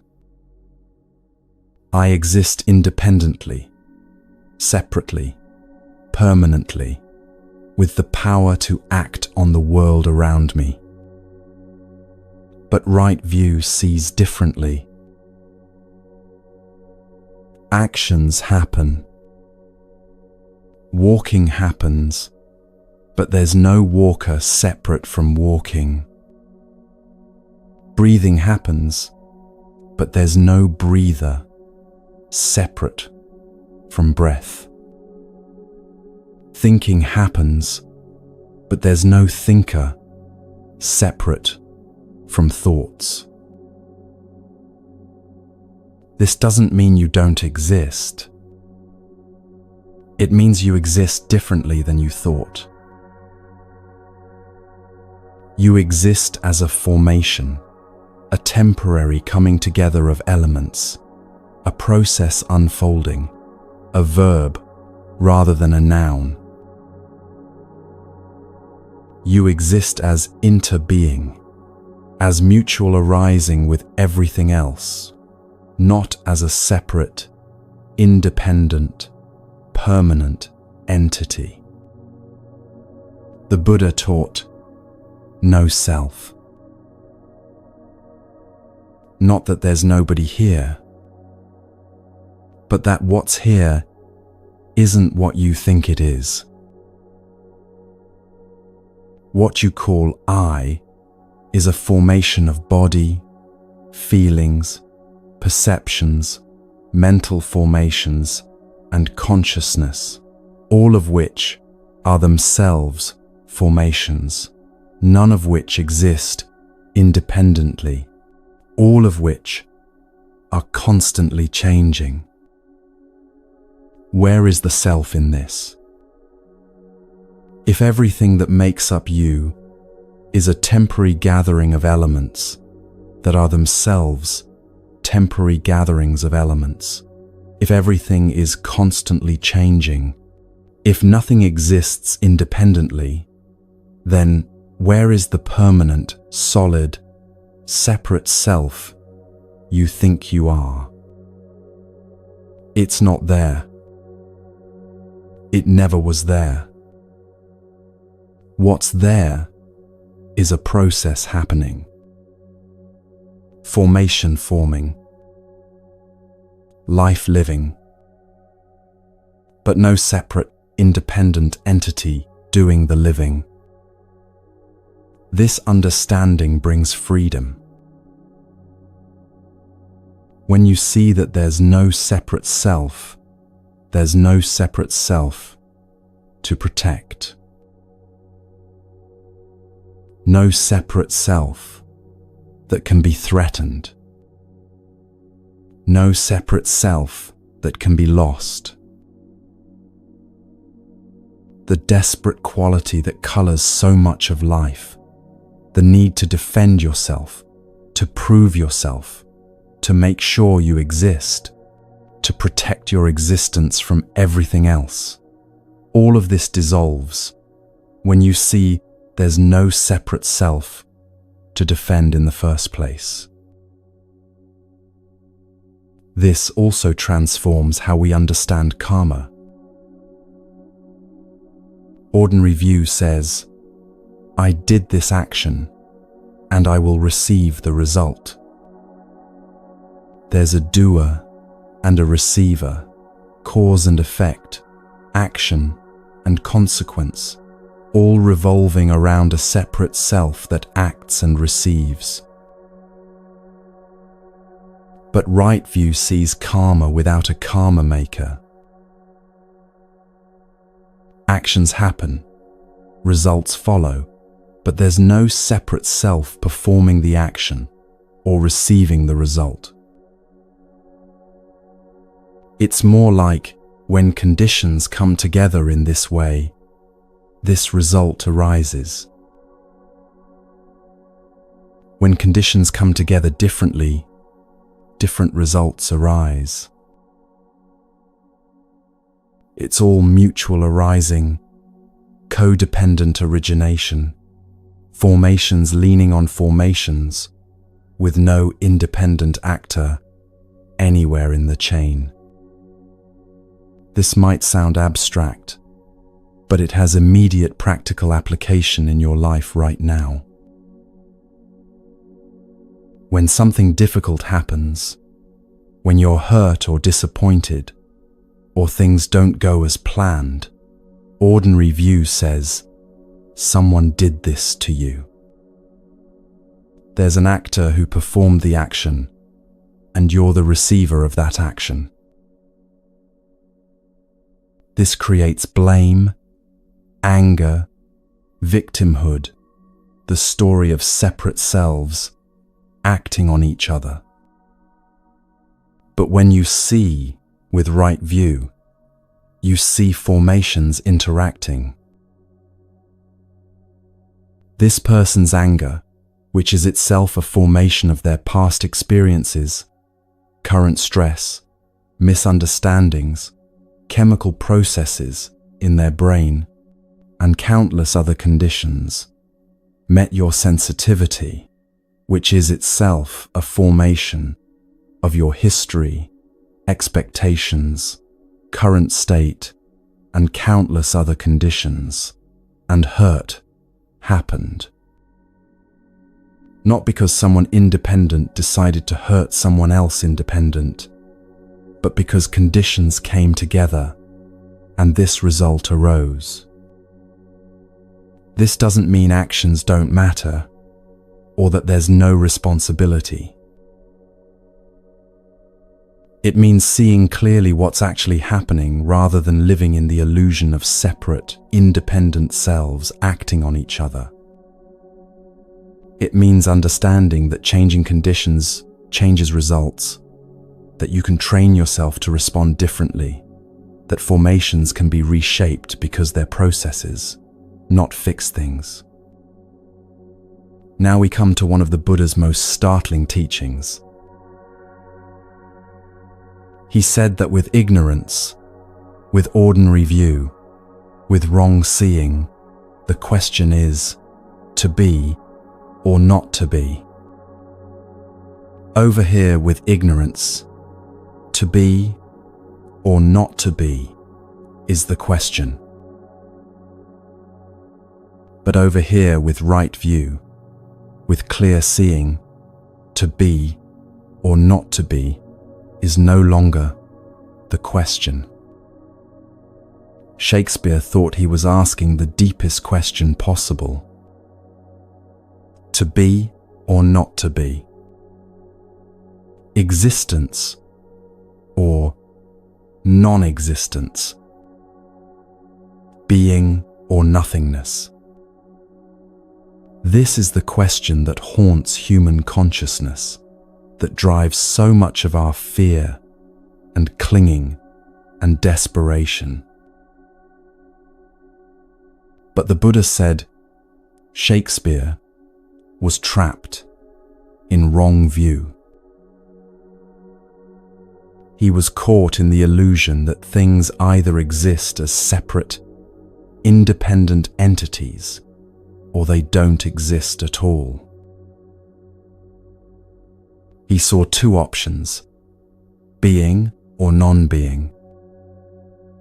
But both options are based on the same wrong view, that things could exist independently, as separate entities, as permanent essences. Right view transcends this entire framework. Right view is the view that transcends the notion of being and non-being. Things don't exist the way you think they exist. They don't exist as separate, independent, permanent entities. But they also don't not exist. They exist as formations, as temporary gatherings of conditions, as mutual arising, as interbeing. The Christmas tree in your home, does it exist or not exist? Ordinary view says, of course it exists. I can see it right there. But when you look deeper, where is the tree? Is it in the wood? But the wood is rain and sun and soil. Is it in the shape? But the shape was given by the logger's saw and your hands arranging it. Is it in your perception of it? But your perception depends on light and eyes and neural processing and past experience with trees. The tree doesn't exist as an independent thing. But it also doesn't not exist. You can touch it, smell it, see it. It exists as a formation, as into being, as a verb rather than a noun, as treeing happening, not as tree being. When you see this clearly, the question, to be or not to be, becomes meaningless. Things don't be. They form. They arise depending on conditions. They exist as mutual arising with everything else, not as independent entities. This understanding frees you from the terror that haunted Shakespeare. The terror of non-being. The terror that you might cease to exist, that death will erase you, that you could become nothing. When you see clearly that you never existed as a separate, independent, permanent entity in the first place, there's nothing to cease existing. You exist as formation, as a temporary gathering of conditions that came together and will eventually separate. the conditions that make up what you call you will separate and reform into other formations. Nothing is lost because nothing was ever separate to begin with. You're like the cloud that becomes rain. The cloud doesn't die when it becomes rain. It transforms. The water that was cloud becomes water that is rain, becomes water that is ocean, becomes water that is vapor, becomes water that is cloud again. Nothing is born, nothing dies. Only transformation. You don't have to wait until death to be free of the fear of death. You can see right now that what you think of as your life and your death are both illusions based on wrong view. You were never born. The conditions that make up you existed before in other forms. You will never die. Those conditions will exist after in other forms. Birth and death are concepts we apply to formations, but formations themselves are always transformation, always continuation, never beginning or ending in the way we imagine. This is the freedom that comes from refreshing your view, from seeing formations as they actually are, rather than how ignorance makes them appear. This Christmas, sitting with family, eating food, exchanging gifts, you can practice this seeing. Look at the food on your plate. Don't just see food. See the formation. See the sun that grew the plants or fed the animals. See the rain that watered fields. See the soil enriched by countless organisms over decades or centuries. See the farmers who planted and tended and harvested. See the workers who processed and packaged.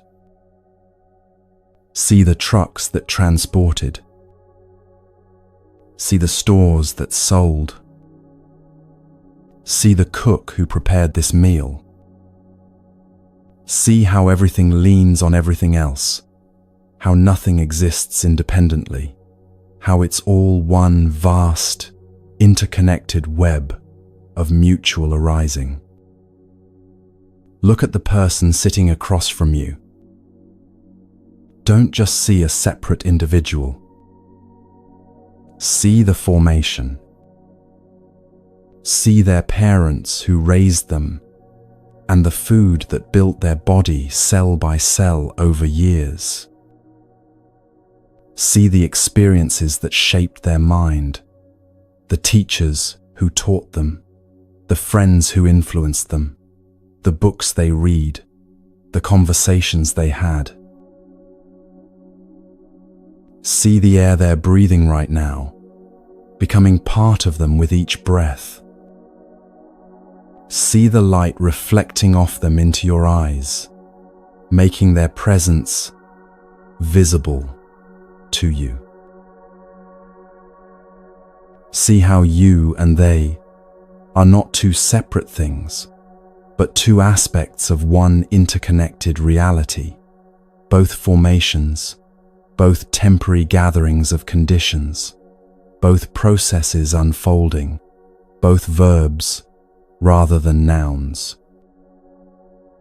When you see this way, something profound happens in how you relate to everything.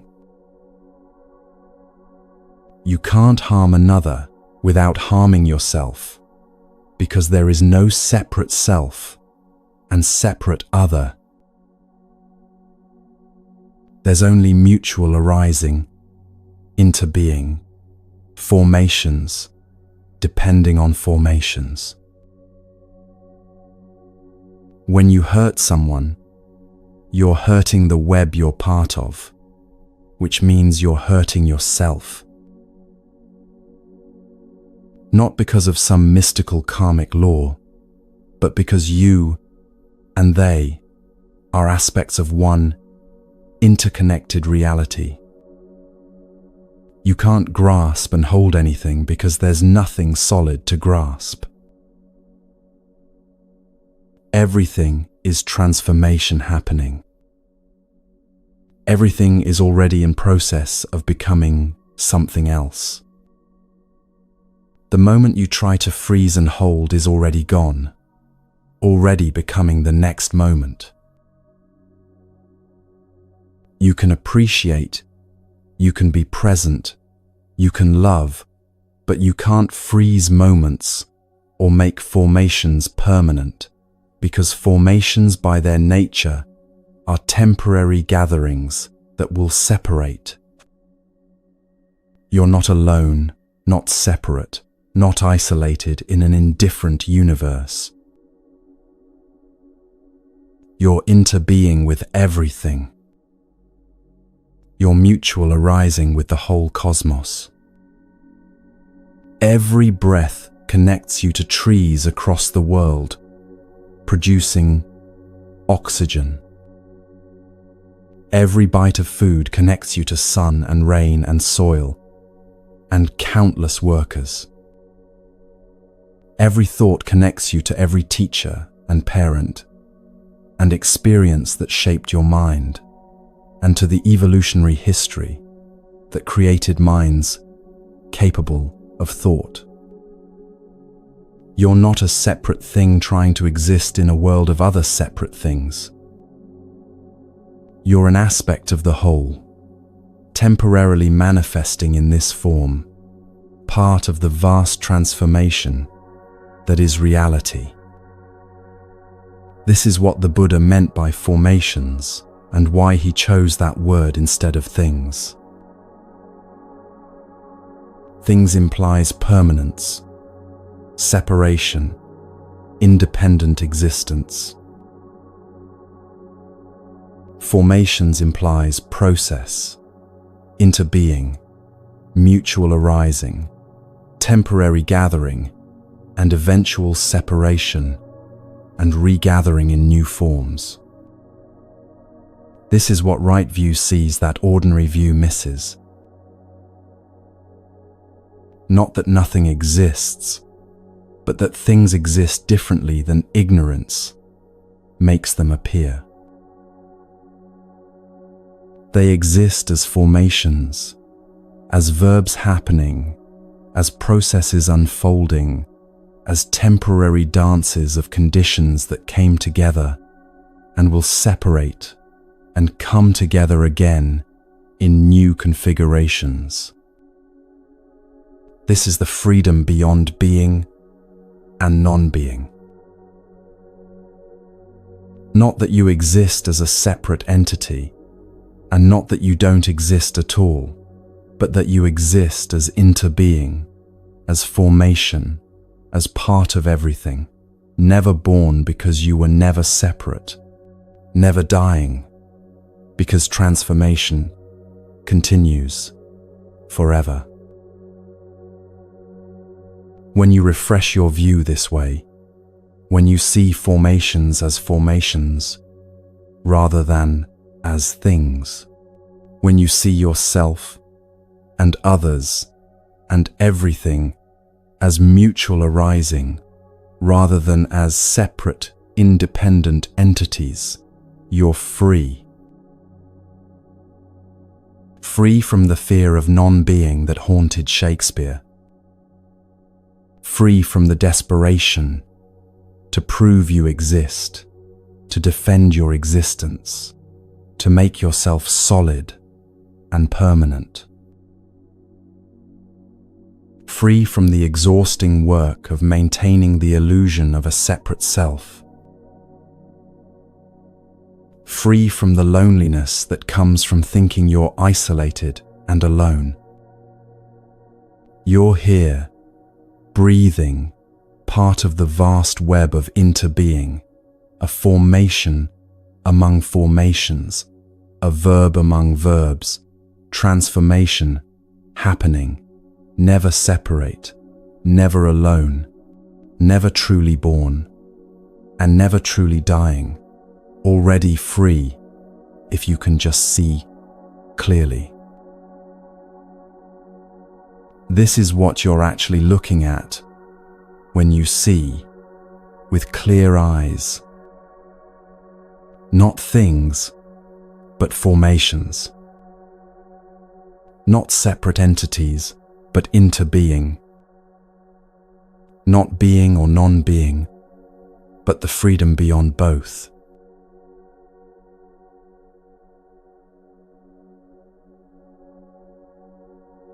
The cloud is in the sky right now. You can see it, or you've seen clouds today, or you'll see them tomorrow. Watch what happens when a cloud becomes rain. Where does the cloud go? Most people would say, the cloud disappears. It was there. Now it's not. Therefore it died. It ceased to exist. But this is wrong view. This is seeing with ignorance rather than with clarity. The cloud doesn't disappear. The cloud doesn't die. The cloud becomes rain. The water that was visible as cloud becomes water that falls as rain. Same water, different form. Nothing is lost. Nothing ends. Nothing dies. Only transformation. And where did the cloud come from in the first place? It didn't appear from nothing. The cloud is a continuation of water vapor that rose from the ocean, heated by the sun, lifted into the atmosphere. That water was in the ocean before it was in the sky. Before that, it was rain that fell into the ocean. Before that, it was cloud. Before that, it was vapor rising from lakes and rivers and soil. On and on, back through time, the same water cycling through different forms. The cloud is not born from nothing. The cloud does not die into nothing. The cloud is transformation happening, continuation unfolding, water taking different shapes, but never beginning and never ending. When you see this clearly, you touch the nature of no birth, no death. This isn't mysticism or religious belief. This is observable reality. Science confirms exactly what the Buddha taught 2,500 years ago. The first law of thermodynamics tells us that there is nothing born, nothing died. You cannot create matter. You cannot destroy matter. You cannot create energy. You cannot destroy energy. Matter and energy can change form. Ice becomes water, becomes vapor. Chemical energy becomes kinetic. Energy becomes heat, but the total amount never increases or decreases. Nothing comes from nothing. nothing becomes nothing. This is the nature of no birth, no death. Not as philosophy or poetry, but as physical law, confirmed by every scientific experiment ever conducted. Chemists know you can't create or destroy atoms in chemical reactions, only rearrange them.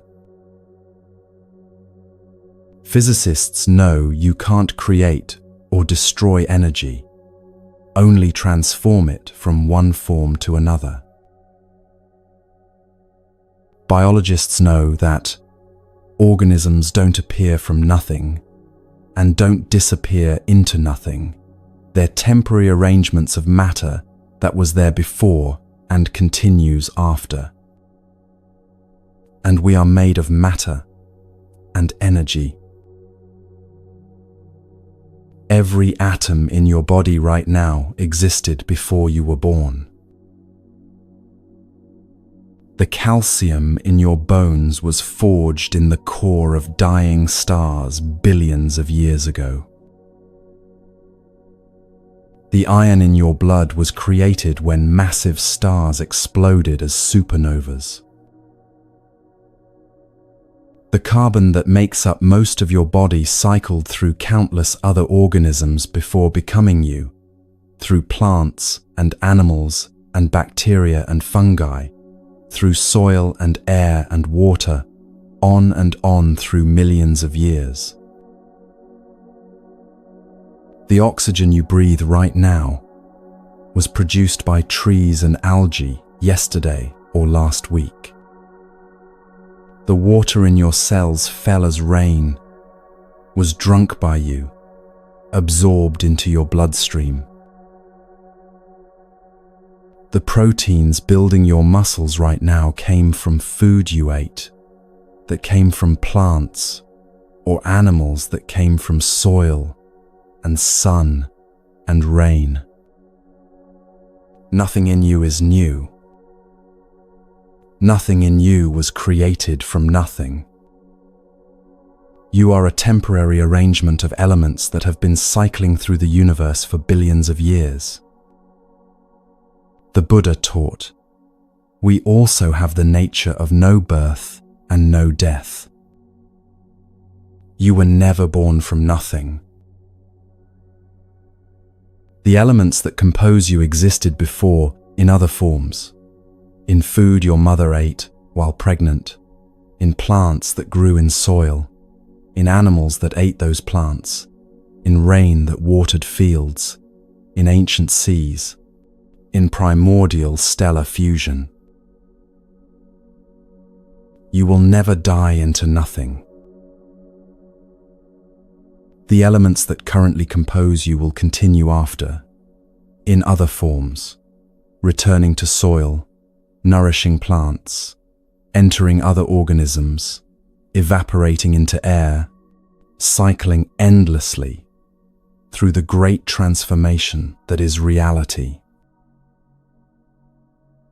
What you call birth is really continuation, taking a new form.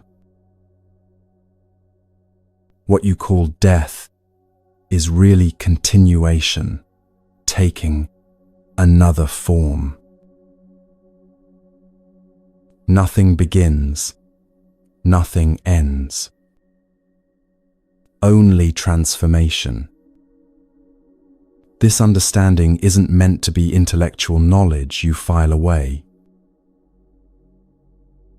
It's meant to free you from the deepest fear humans carry, the fear of ceasing to exist, of becoming nothing, of being erased from reality.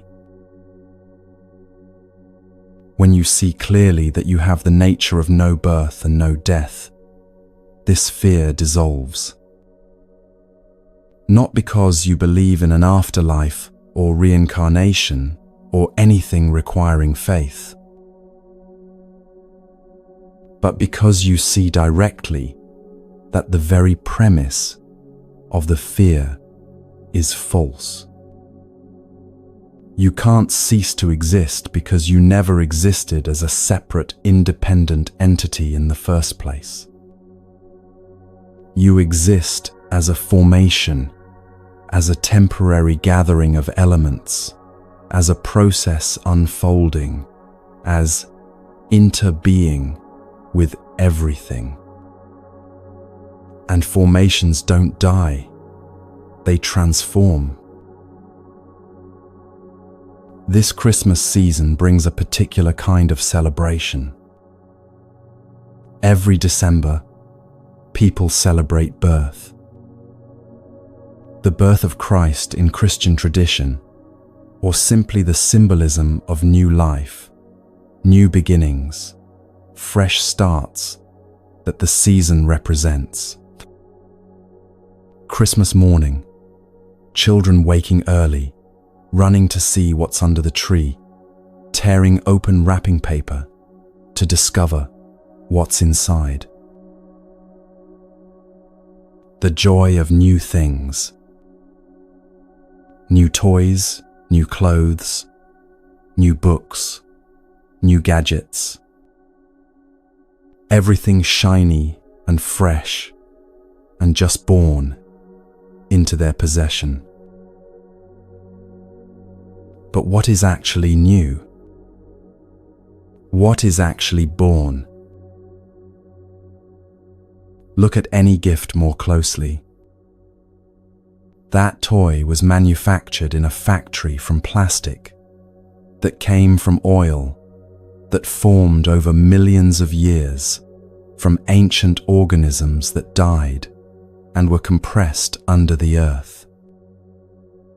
The doll or action figure is made of molecules that existed long before anyone designed this particular arrangement.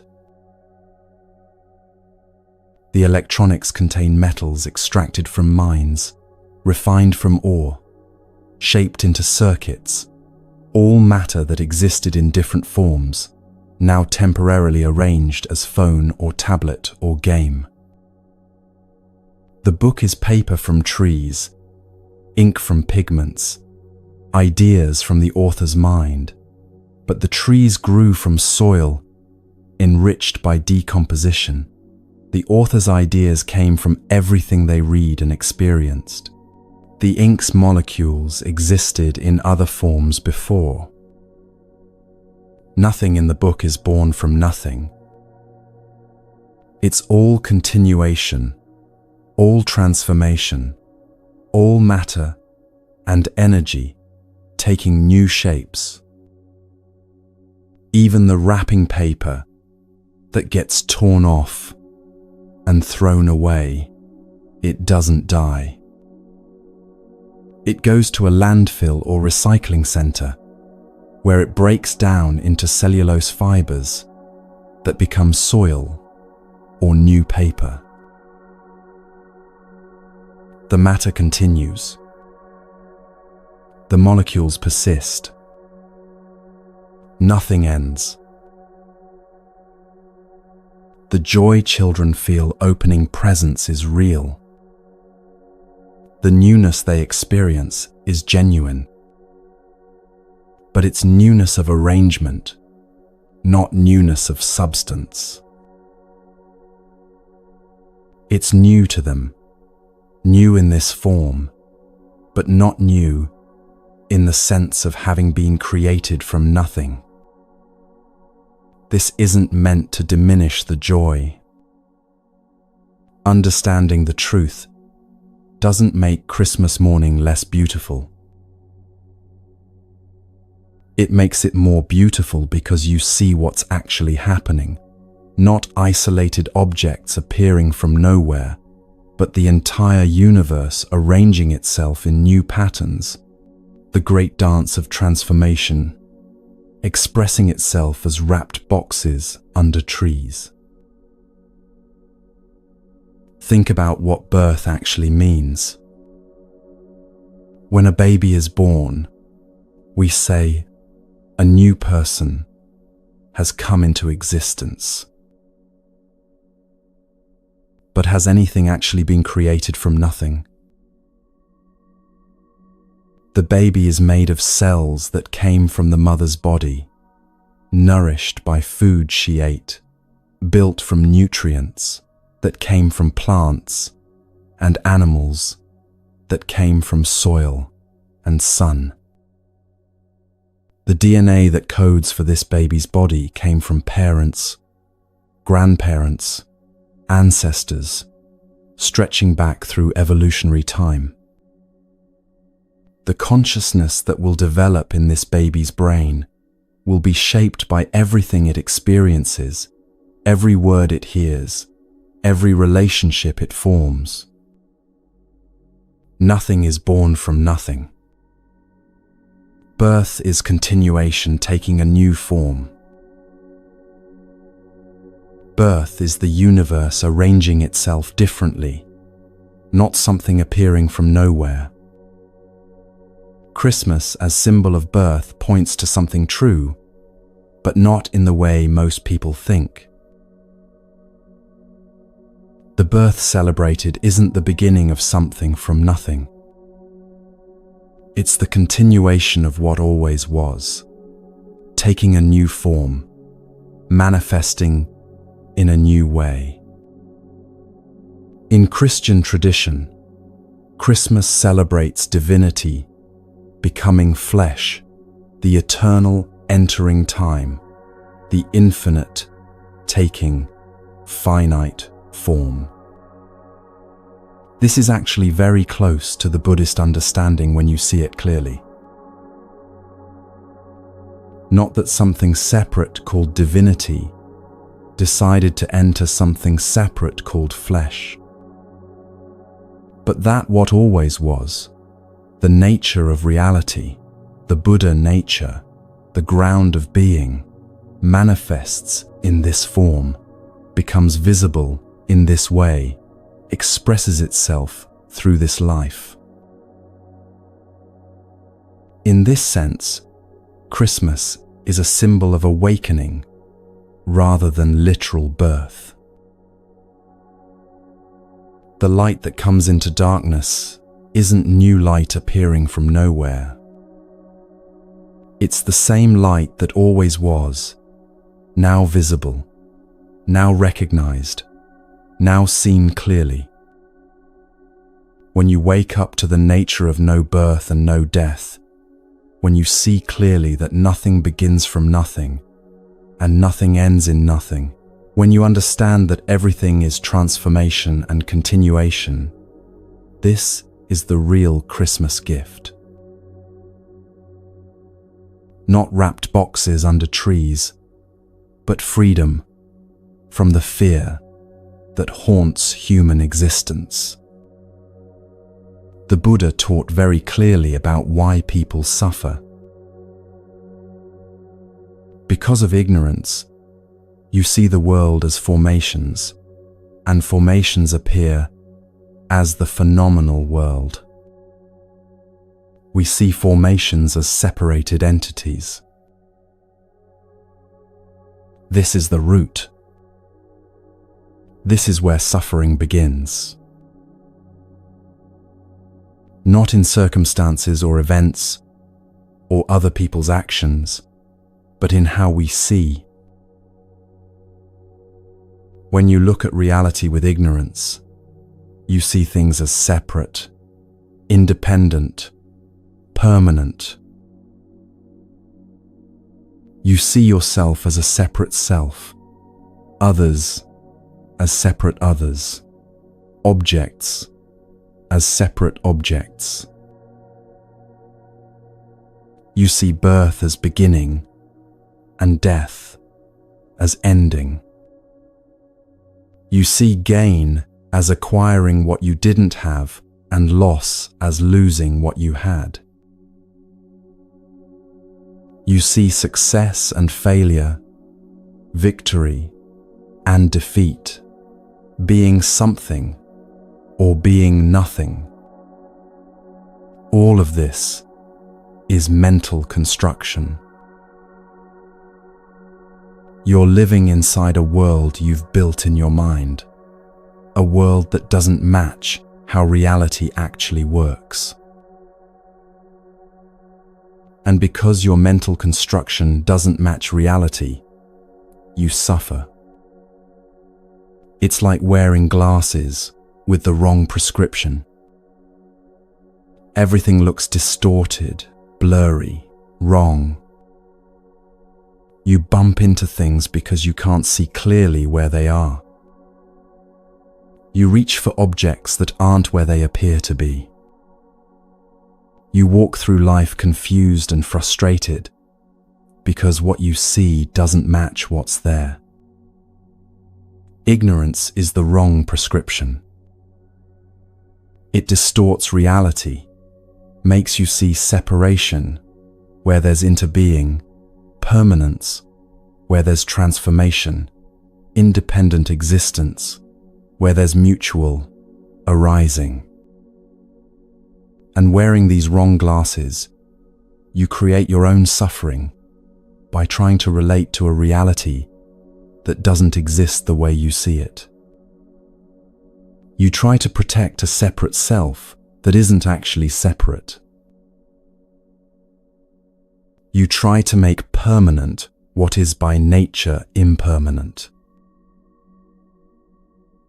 You try to control what is always changing, grasp what is always flowing, hold what is always transforming. And all of this creates suffering, not because reality is against you, but because you're working against reality. The Buddha said, "When you have seen that samsara disappears, you don't have to get out of samsara. There is no samsara at all." This is revolutionary.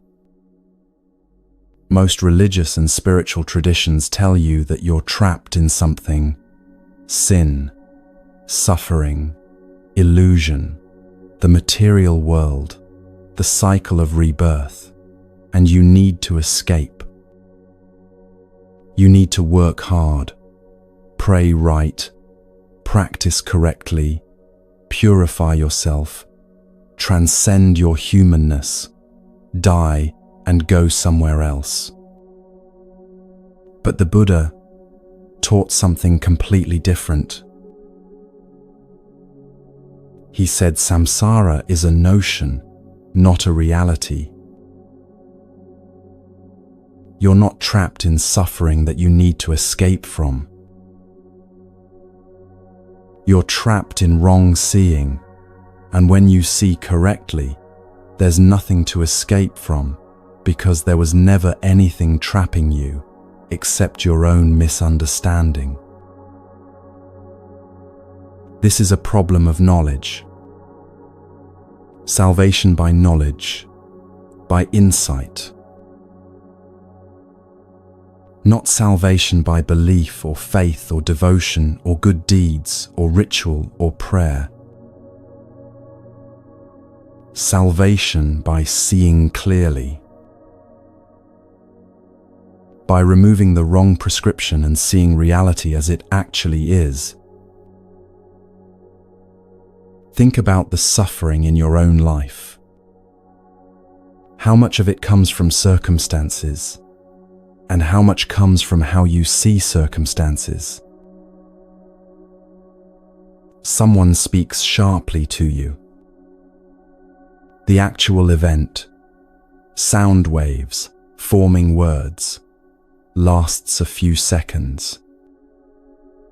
But you can suffer for hours, days, weeks because of how you see it. You see it as personal attack on your separate self. You see the other person as separate entity who chose to hurt you.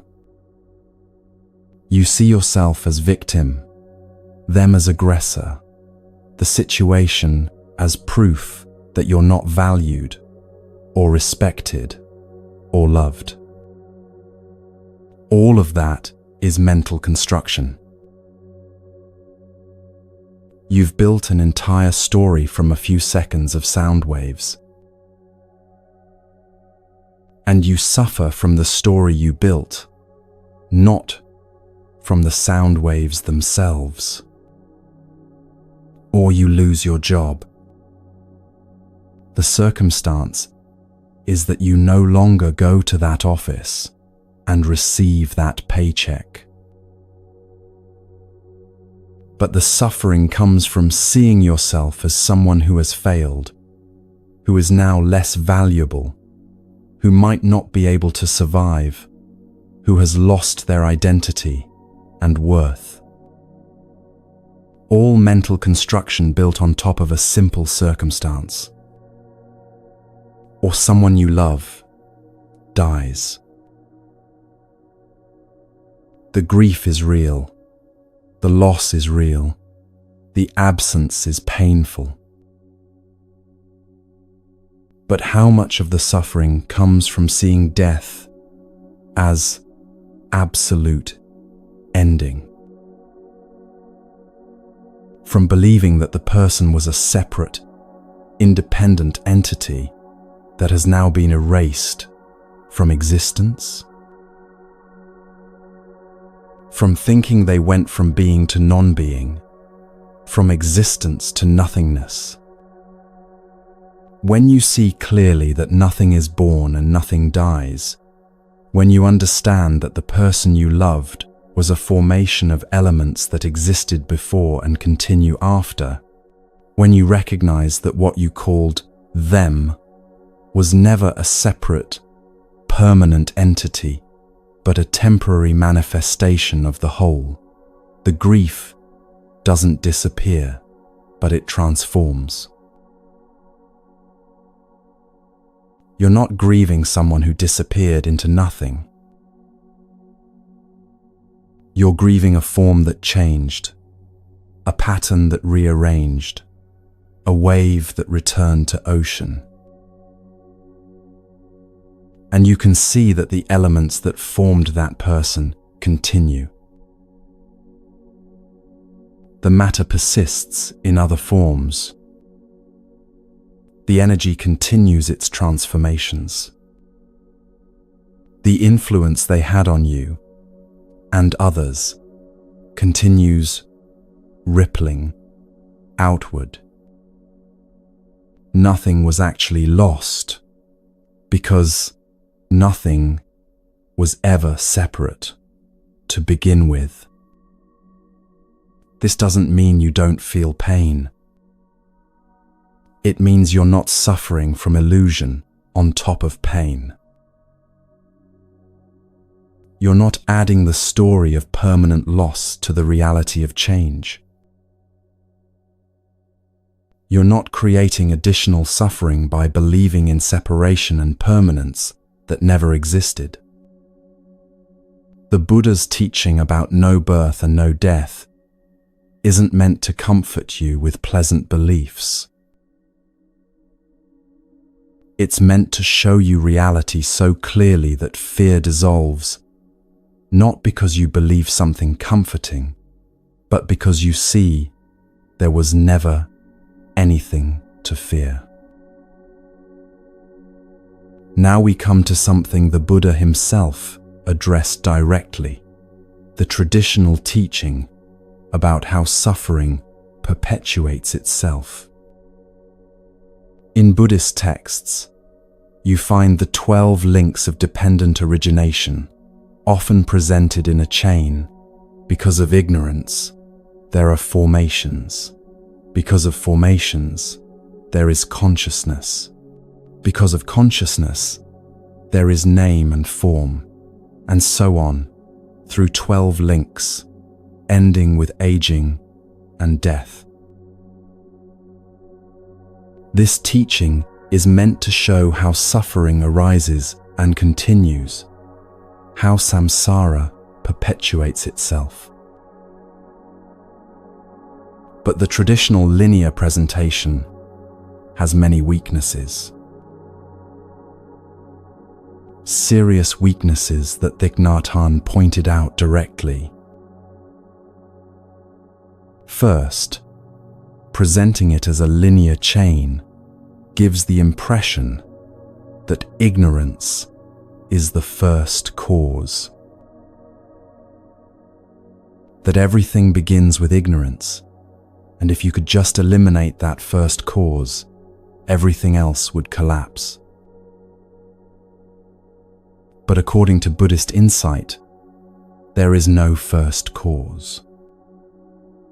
Think about this carefully.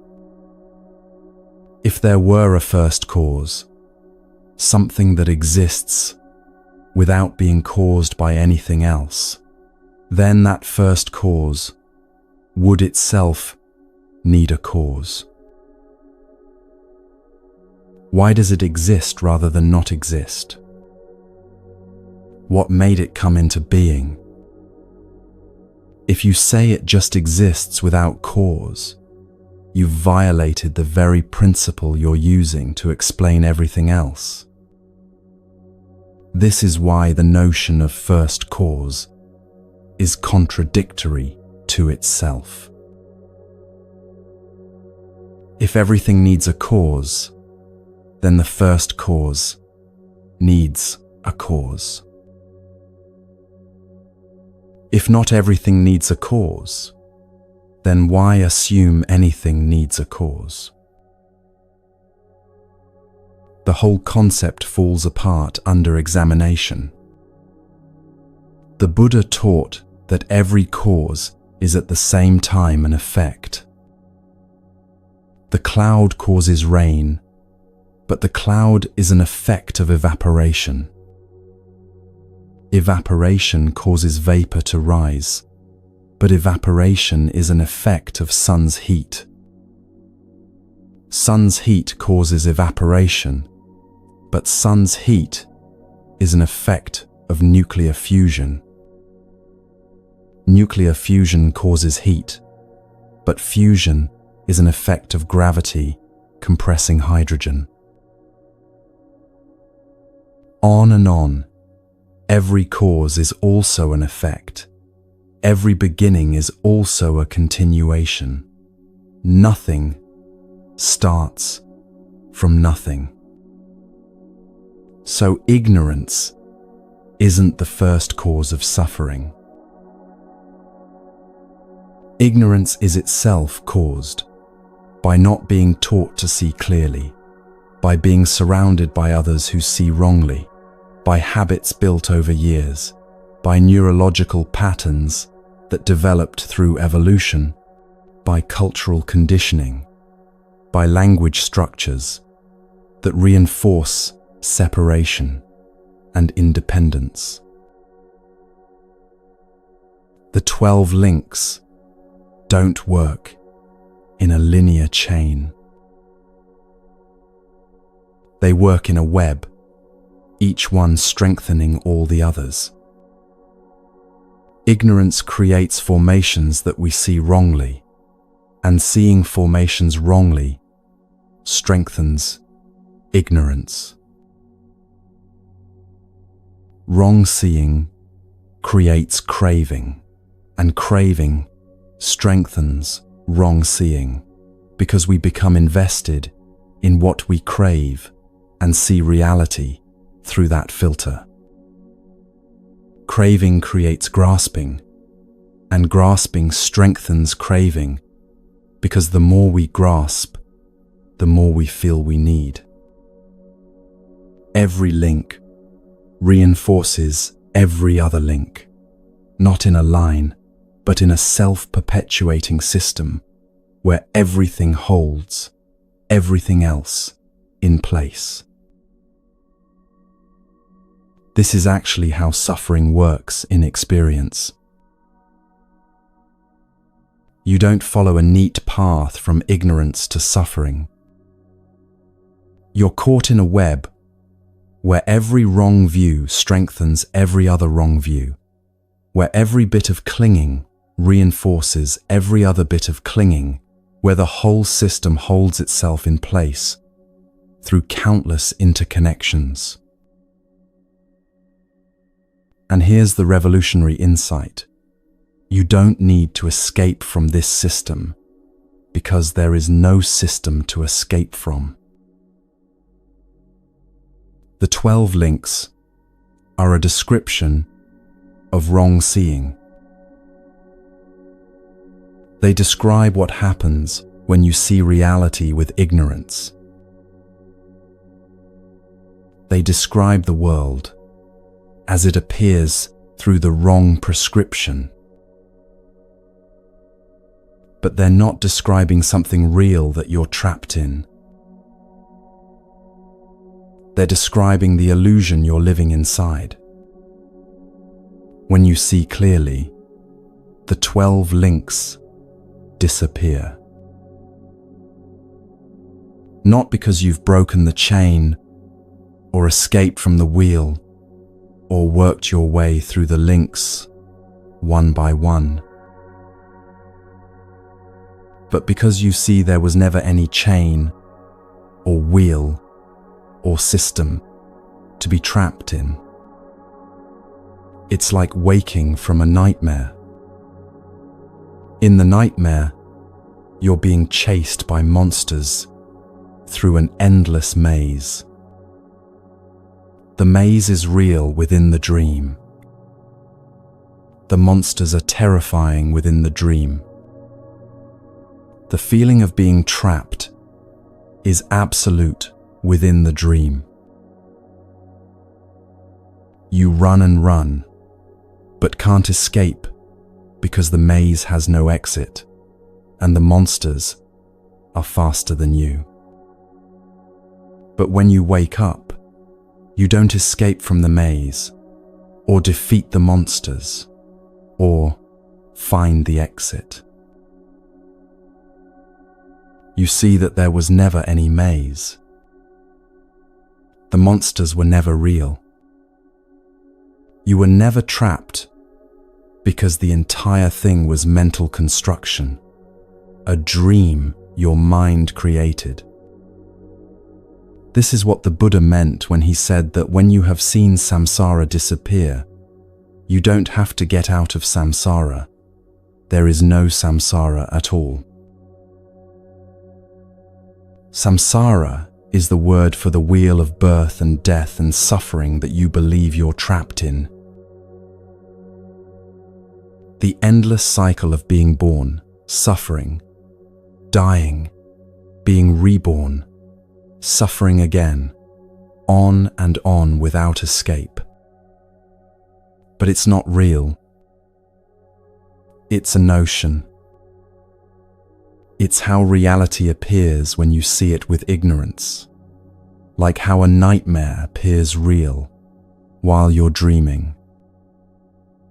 When you see clearly, when you see formations as formations, interbeing as interbeing, no birth and no death, no separate self, everything mutual arising, samsara vanishes. Not because you've escaped, but because you see it was never there except as wrong seeing. You don't have to struggle to get out. You don't have to work through the 12 links one by one. You don't have to gradually eliminate ignorance, then formations, then consciousness.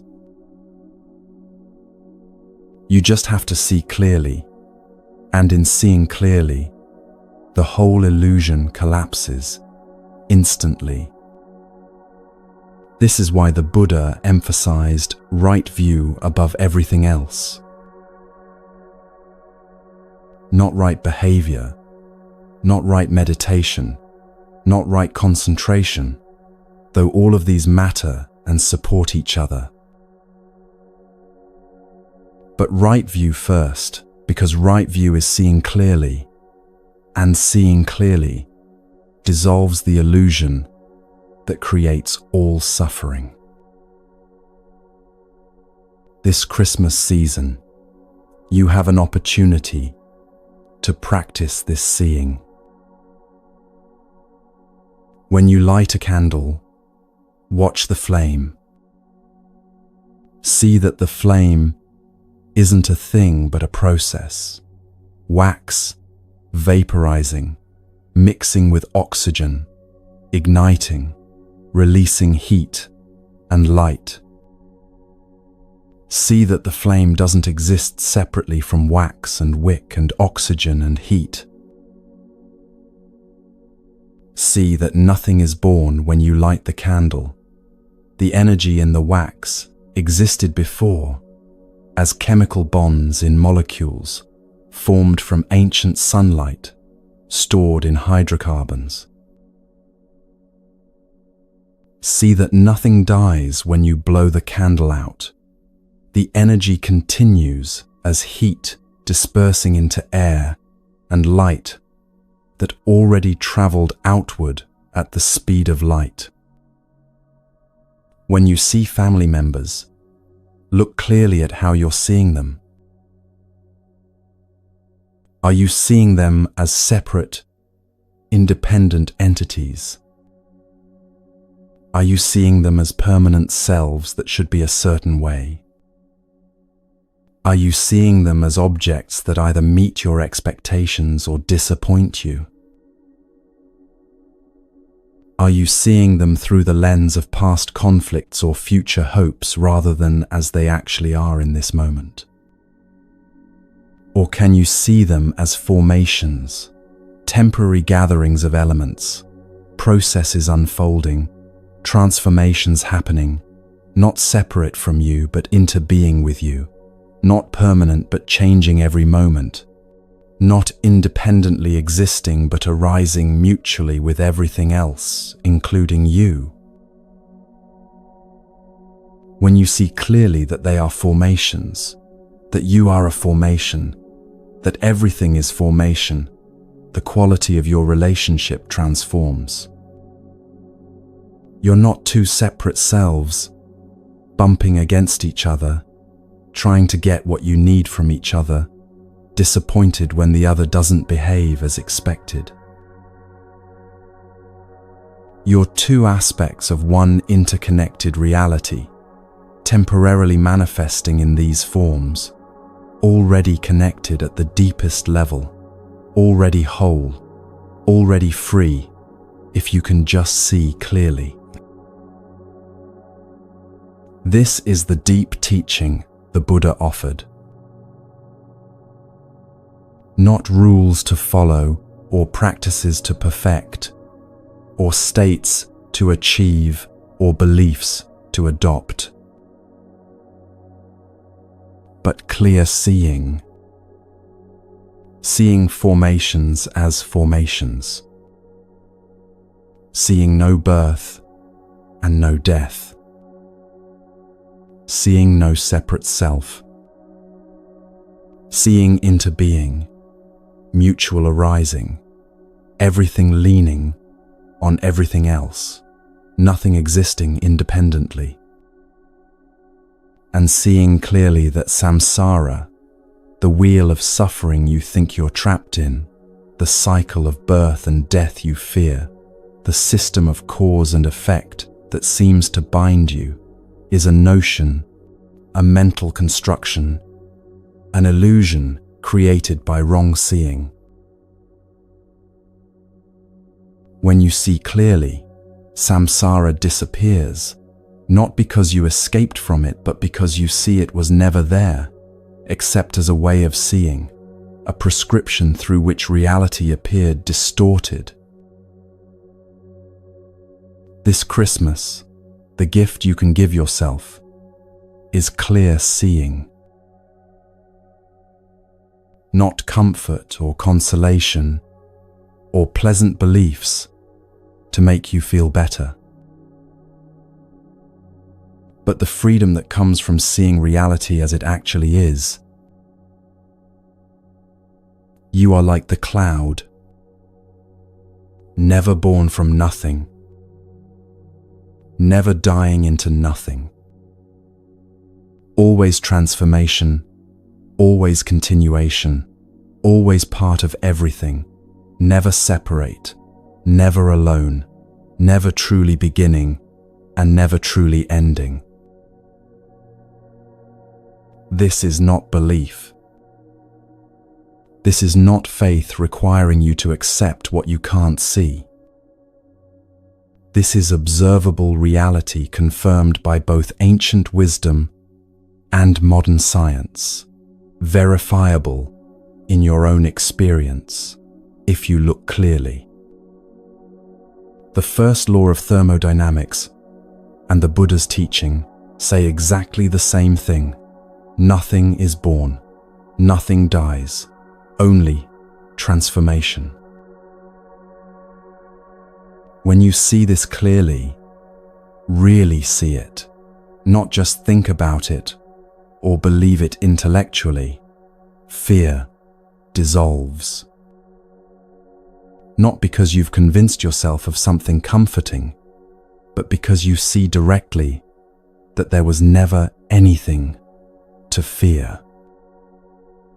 The whole premise of fear, that you could cease to exist, that you could be lost, that you could become nothing, is based on wrong seeing.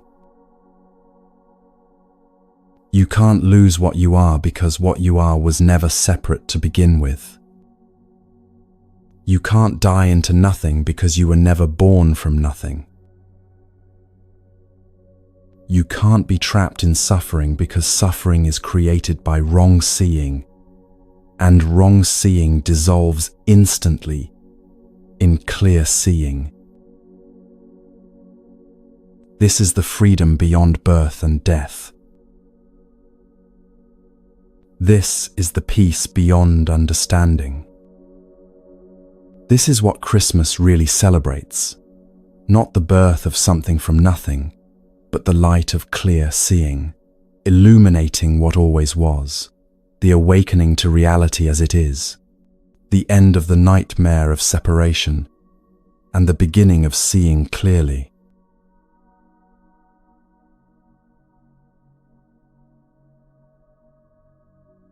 Many Western scholars who studied Buddhism came to a strange conclusion.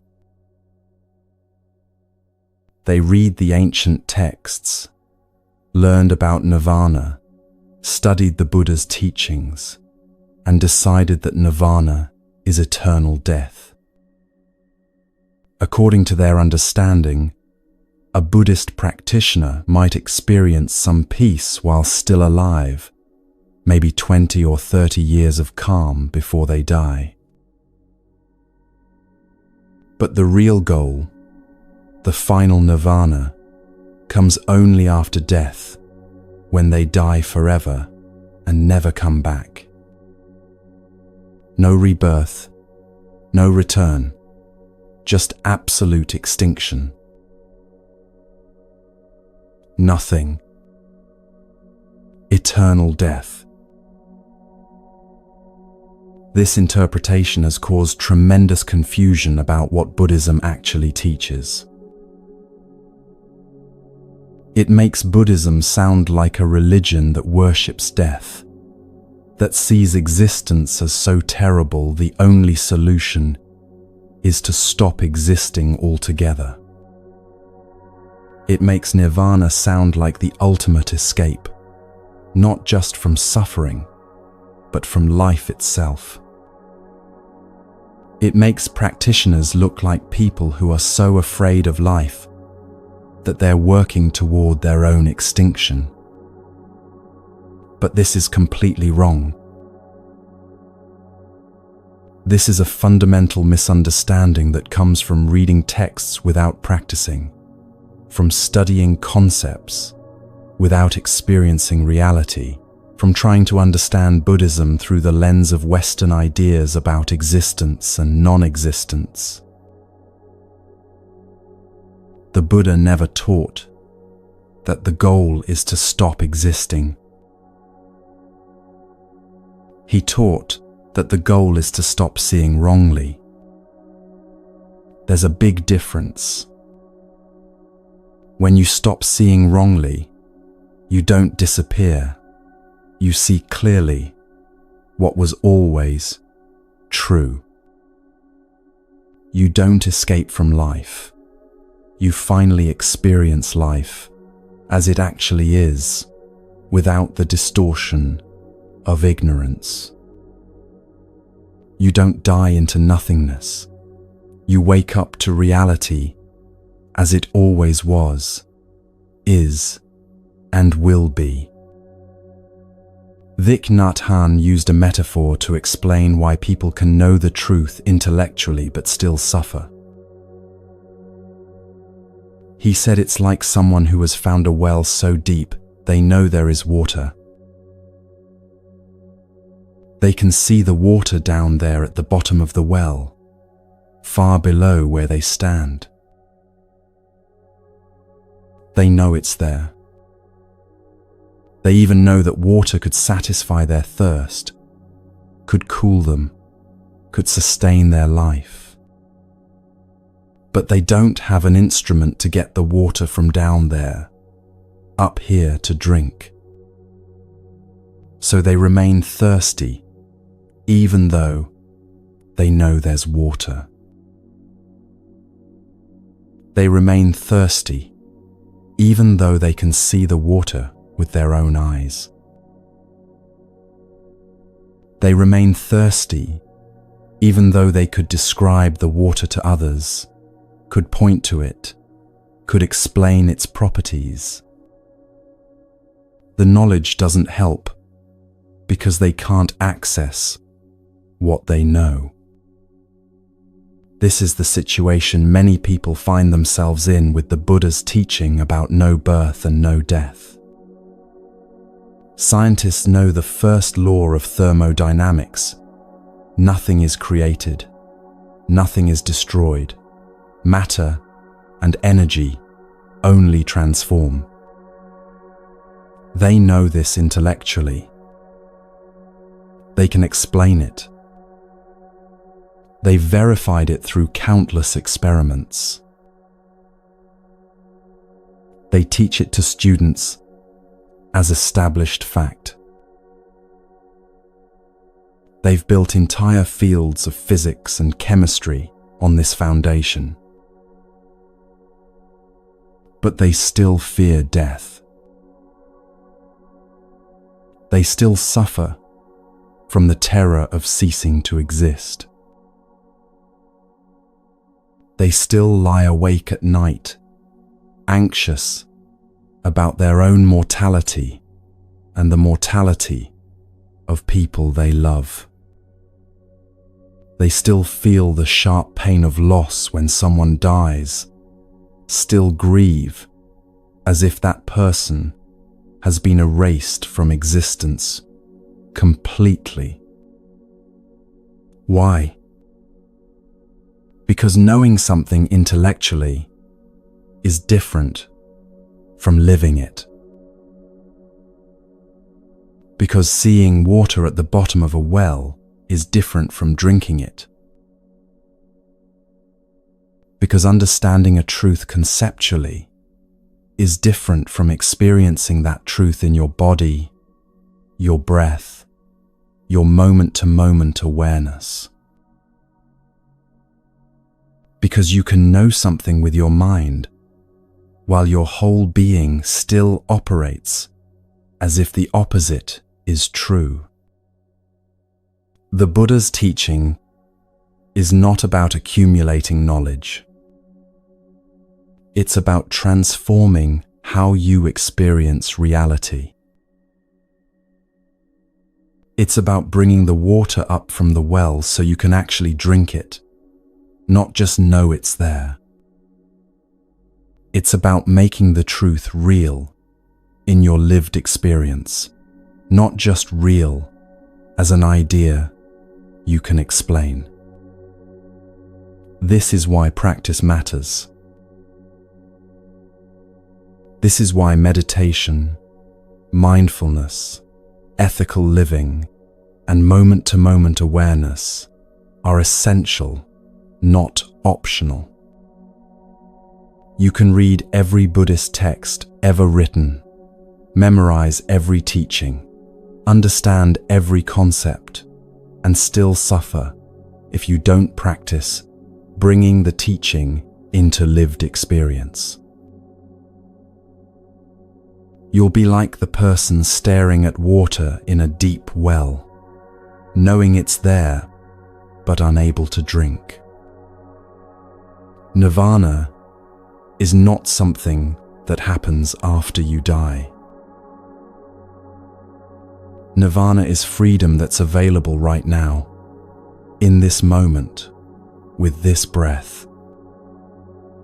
The Buddha gave a very practical teaching about this, using the metaphor of thorns.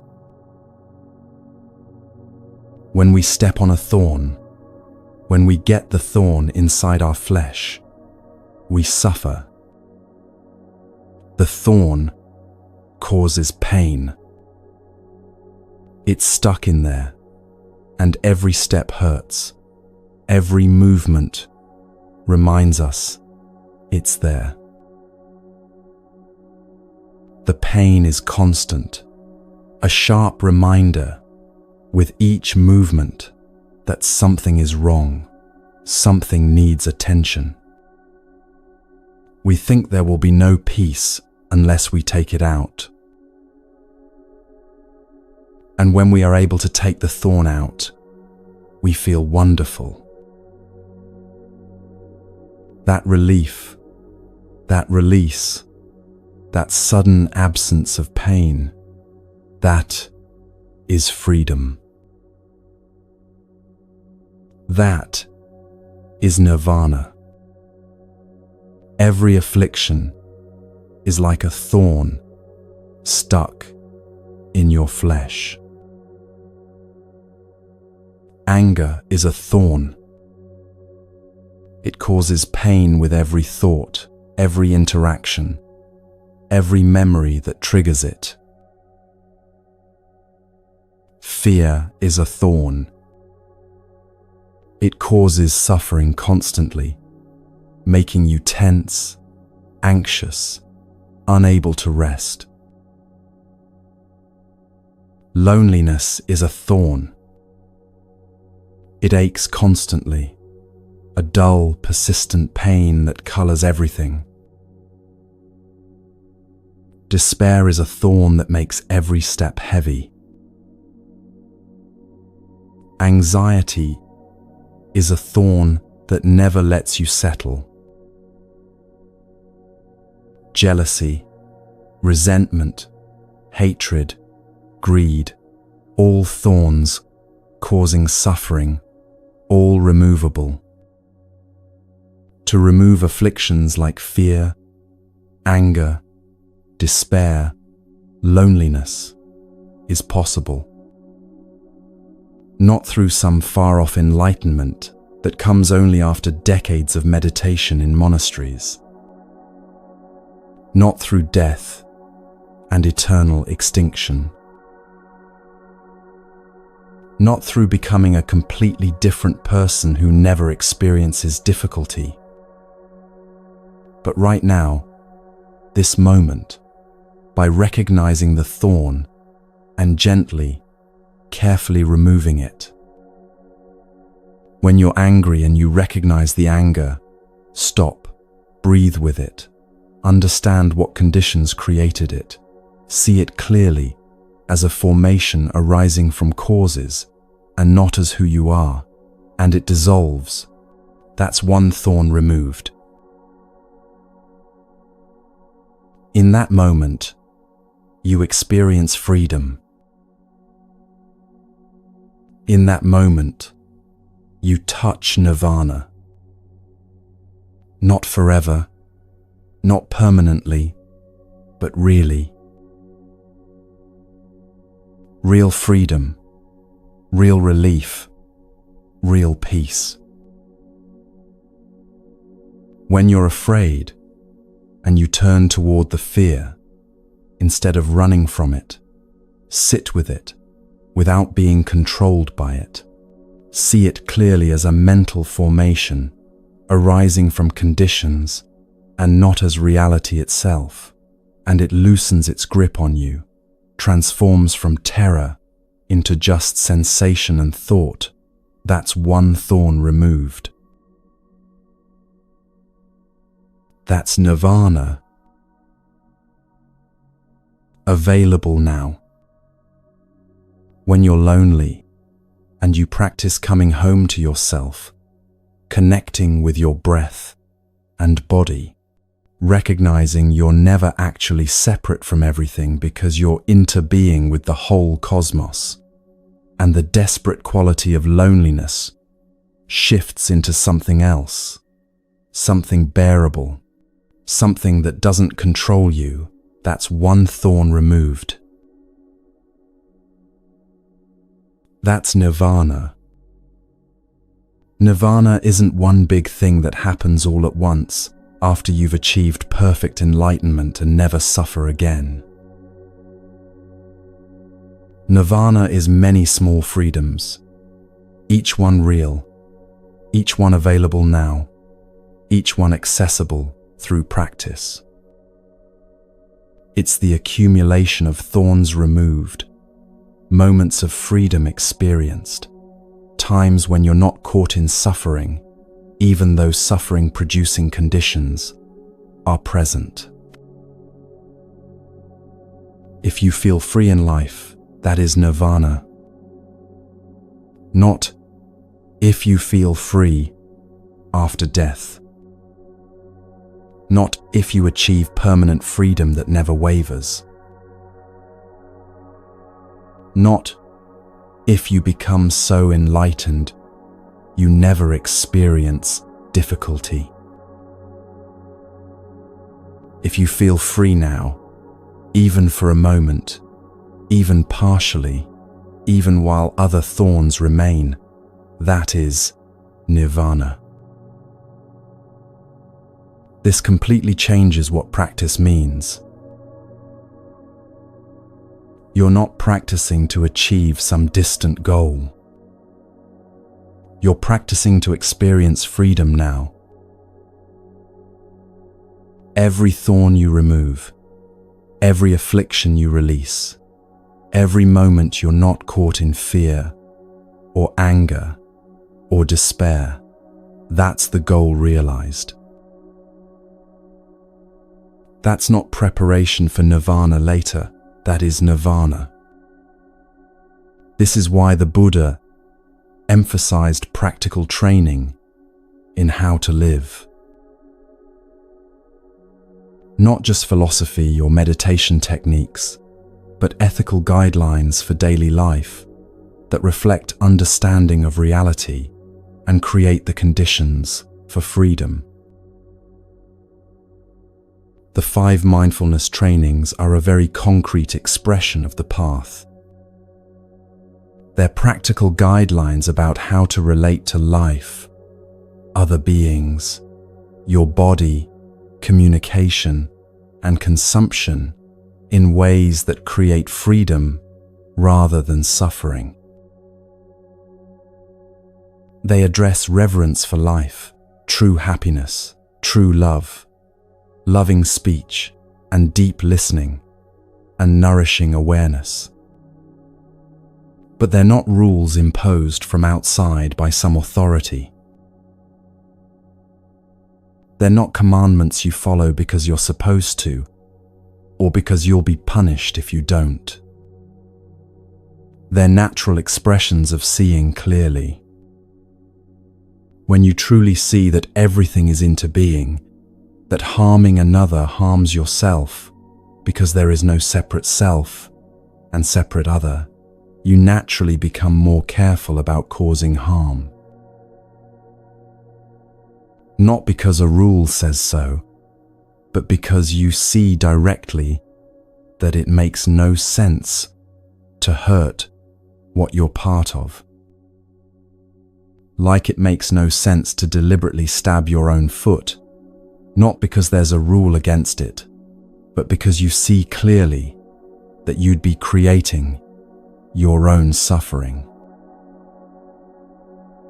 When you truly see that your body is a formation sustained by countless conditions, that it's a wonder of interbeing rather than a possession you own, you naturally treat it with more care and respect. Not following rules about what you should or shouldn't consume, but responding to reality as you see it clearly.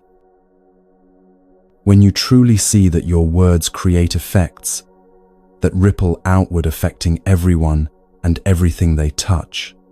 That speech is action with consequences. You naturally become more mindful about what you say and how you say it. Not censoring yourself out of fear, but speaking consciously because you see your words matter.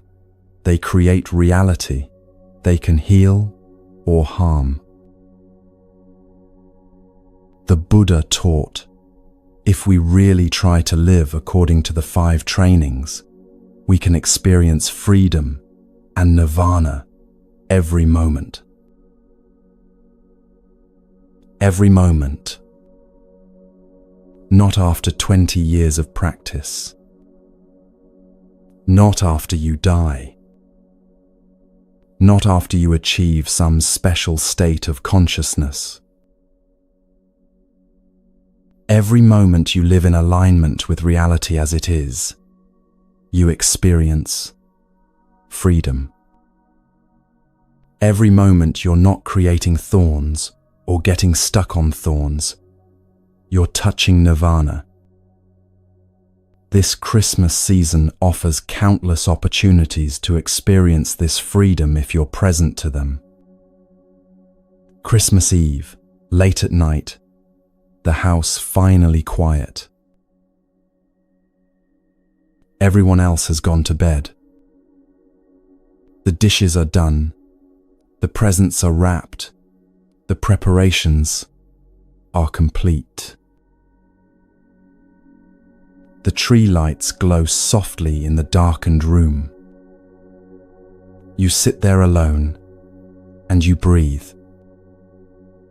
This moment, sitting, breathing, present, is an opportunity for freedom.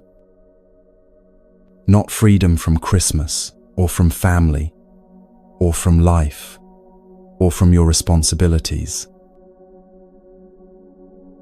but freedom from the racing thoughts about whether everything will go well tomorrow.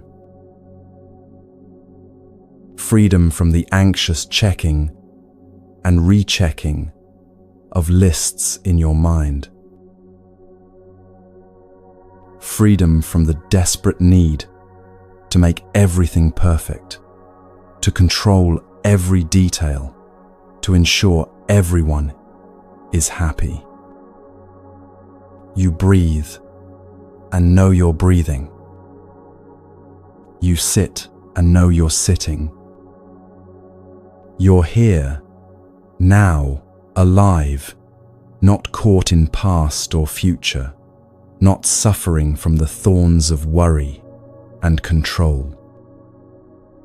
That's one thorn removed. That's freedom. That's nirvana available right now, in this quiet moment before Christmas morning. Christmas morning, you step outside before anyone else wakes. The air is cold against your face, sharp and clean. Your breath forms clouds that you can see, water vapor becoming visible in cold air, then dispersing into the atmosphere. Your feet touch the ground with each step, and you're aware of walking, aware of breathing, aware of the cold, aware of the quiet before the day begins, and the house fills with voices and activity. With every step you make in mindfulness, you get free, and that freedom is nirvana. Free from what? Free from the past, from old resentments about family dynamics, from memories of disappointing Christmases when expectations weren't met, from the weight of everything that happened before this moment, from grudges held and slights remembered. Free from the future, from anxiety about how the day will unfold, from expectations that create pressure and tension, from fear that things won't meet some imagined standard you've set, from worrying about what could go wrong. Free from your worries about money spent on gifts, about relationships that feel strained, about whether you're doing this whole thing right, about whether you're enough, whether you've done enough, whether it will be enough. This is nirvana, not some mystical state far removed from ordinary life where you float in bliss forever. But this, walking in cold air, breathing, present, not caught in past or future, not suffering from the thorns of regret and anxiety and self-doubt. The practice the Buddha taught isn't about achieving something extraordinary that only special people can experience. It's about being fully present to what's ordinary, what's already here, what's always available. It's about removing the thorns of affliction one by one, so you can experience life as it actually is, without the distortion of fear and grasping and aversion and delusion. You can practice this anywhere, anytime. Washing dishes after Christmas dinner, feeling the warm water on your hands, seeing the bubbles form and pop, being present to this simple act instead of lost in thoughts about something else, instead of rushing through it to get to something more important. That's practice. That's freedom available now. That's a thorn of restlessness removed. Sitting at the table with family, listening to someone tell a story you've heard many times before, actually listening, actually present, not pretending to listen while your mind is somewhere else, planning what you'll say, or thinking about your own stories, or judging the telling. That's practice. That's one thorn of self-centeredness removed.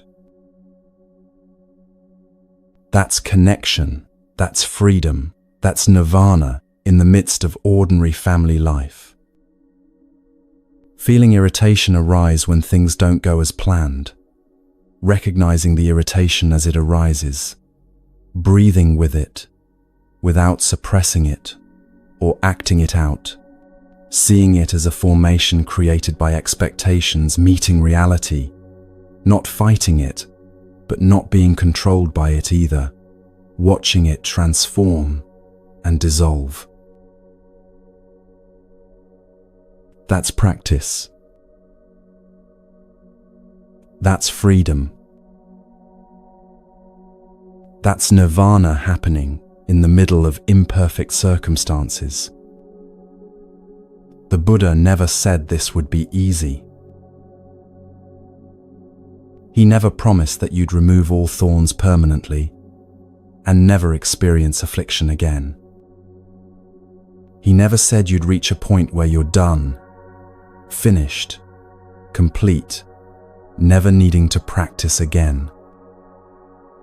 He said it's possible to experience freedom, to remove thorns, to know nirvana right now, and that this practice continues.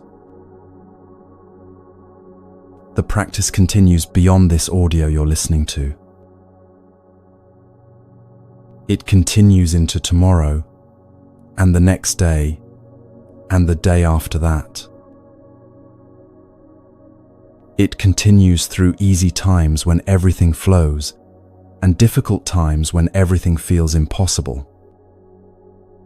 It continues through joy and sorrow, through clarity and confusion, through moments of deep peace and moments of intense challenge. But it's always available. Every breath is an opportunity to come home to yourself. Every step is an opportunity to be present instead of lost in thought. Every moment is an opportunity to recognize a thorn, anger, fear, loneliness, whatever affliction is present, and practice the gentle art of removing it. This is radically different from seeing nirvana as something that happens after death, after you've finally escaped from the suffering of existence through extinction. This is seeing nirvana as the natural state that's always available when you're not caught in affliction, when you're not seeing wrongly, when you're present to reality as it is, without the distortion of ignorance. Think about moments in your own life when you've experienced this freedom, even if you didn't call it nirvana or recognize it as anything special. Moments when you were so present to what you were doing that worry disappeared completely. Moments when you were so absorbed in beauty, a sunset painting the sky, music filling your awareness, someone's face in genuine laughter, that fear vanished and you touched something timeless. Moments when you were so grounded in your body, walking in nature, dancing, swimming, working with your hands, that the anxious thoughts quieted and you experienced simple being. Those moments weren't accidents or lucky breaks or gifts from outside. They were moments when thorns were temporarily removed, when conditions aligned for clear seeing, when you stopped clinging to past and future and touched the freedom that's always available underneath affliction. The practice is learning to access that freedom more reliably, more often, in more situations, not just when conditions happen to be perfect. Not because you've become someone different or achieved some special state, but because you've learned to recognize thorns and remove them, to recognize wrong seeing and correct it, to recognize when you're caught and know how to become free. The 5 mindfulness trainings help with this because they give you concrete guidelines for living in a way that doesn't create thorns in the first place. When you harm others deliberately, you create suffering for yourself. That's a thorn you have to carry. When you speak carelessly or cruelly, you create tangles in relationships, more thorns to navigate. When you consume mindlessly without awareness of what you're taking in, you create agitation in body and mind, more thorns lodged in your flesh. Living according to the trainings isn't about following rules to earn nirvana later, to build up merit that will pay off after death.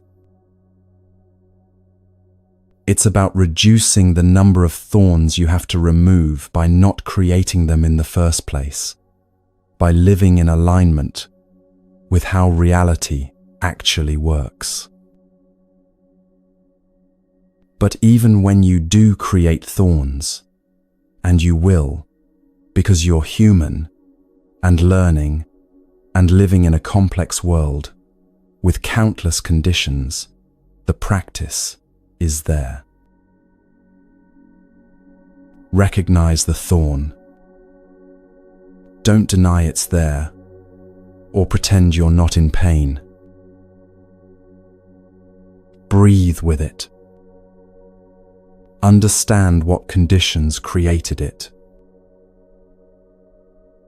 See it clearly as a formation, not as reality itself, not as who you are.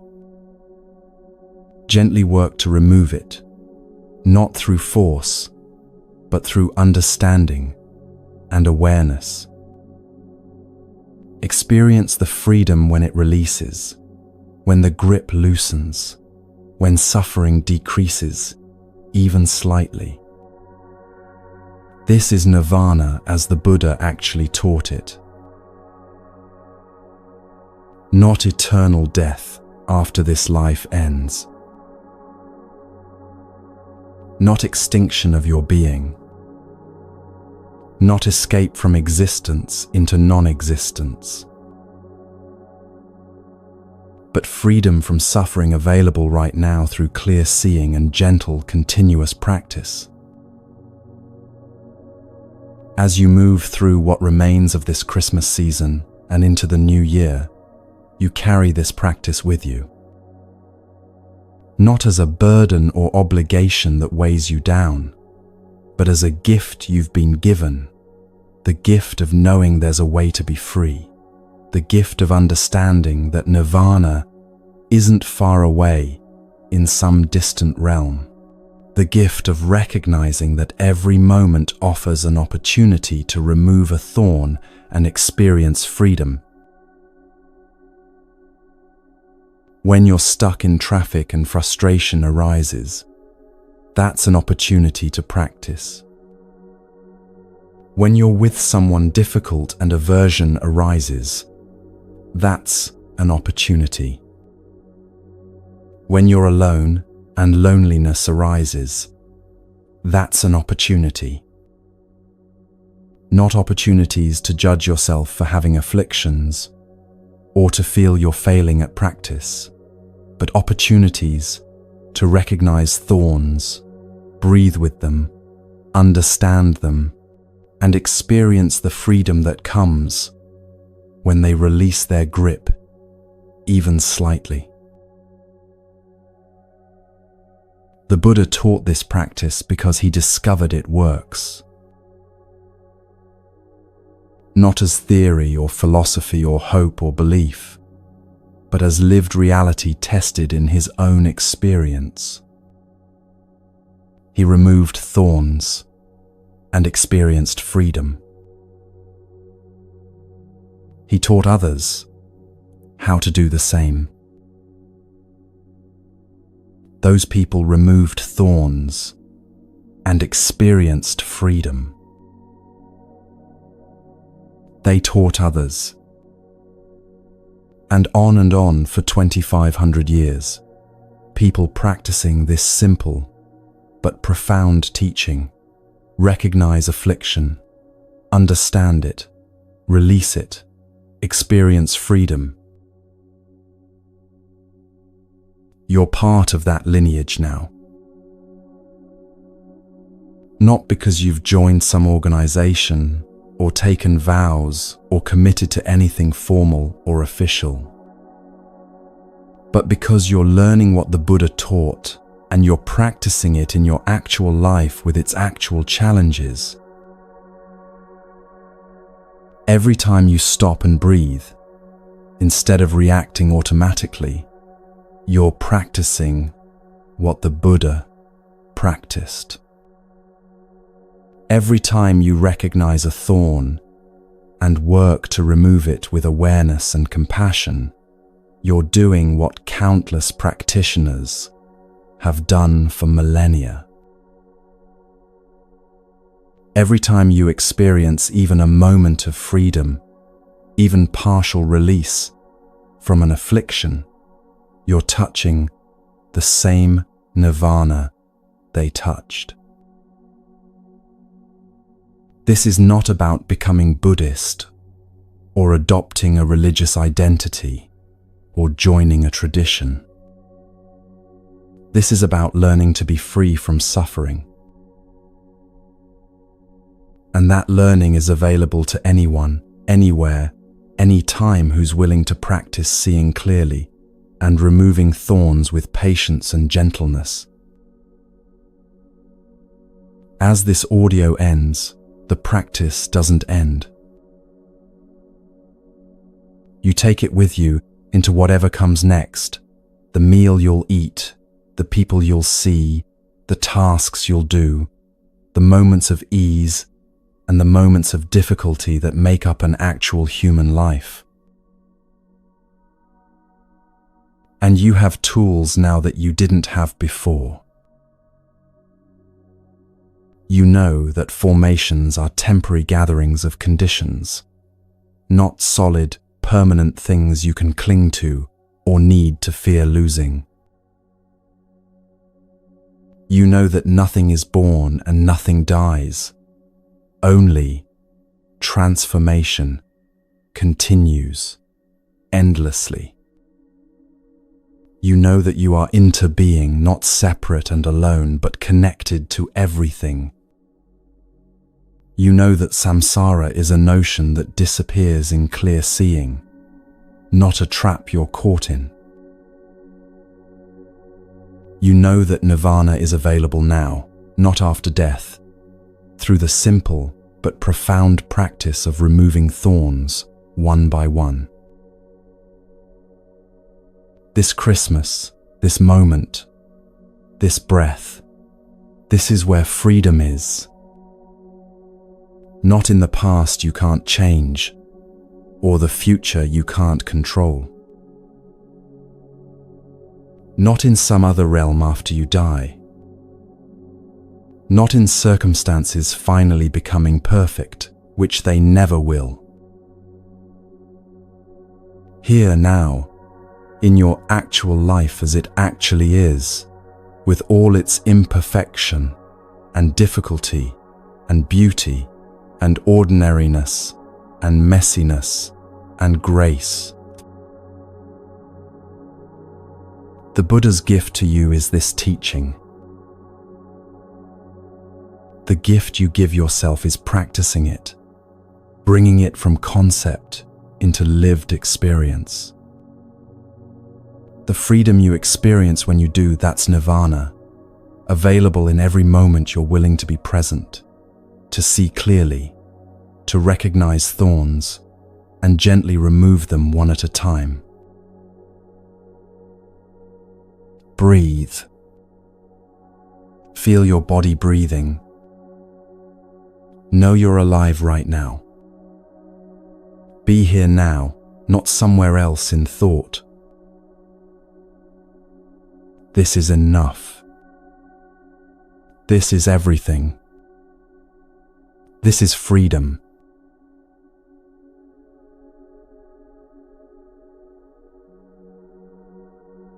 We've been together for 3 hours now, breathing, listening, exploring these teachings that have been passed down through centuries.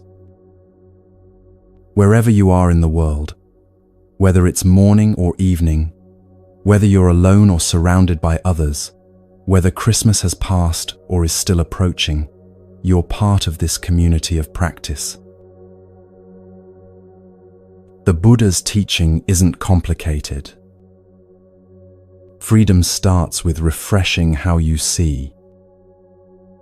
When you see formations as formations, when you see no birth and no death, when you see interbeing instead of separation, you're already free.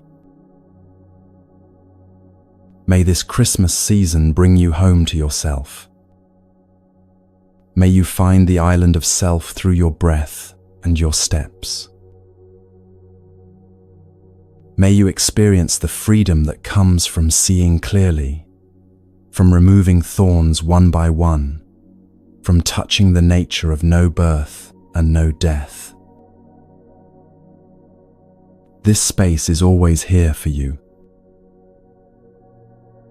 Whenever you need to come home, whenever you need to be reminded of what's true, whenever the thorns feel too numerous to count, you can return. Not to escape from life, but to see life more clearly, so you can live it more fully. The practice continues in your next breath, your next step, your next moment of awareness. You carry everything you need with you. May you be peaceful. May you be free. May you walk in mindfulness wherever this path takes you.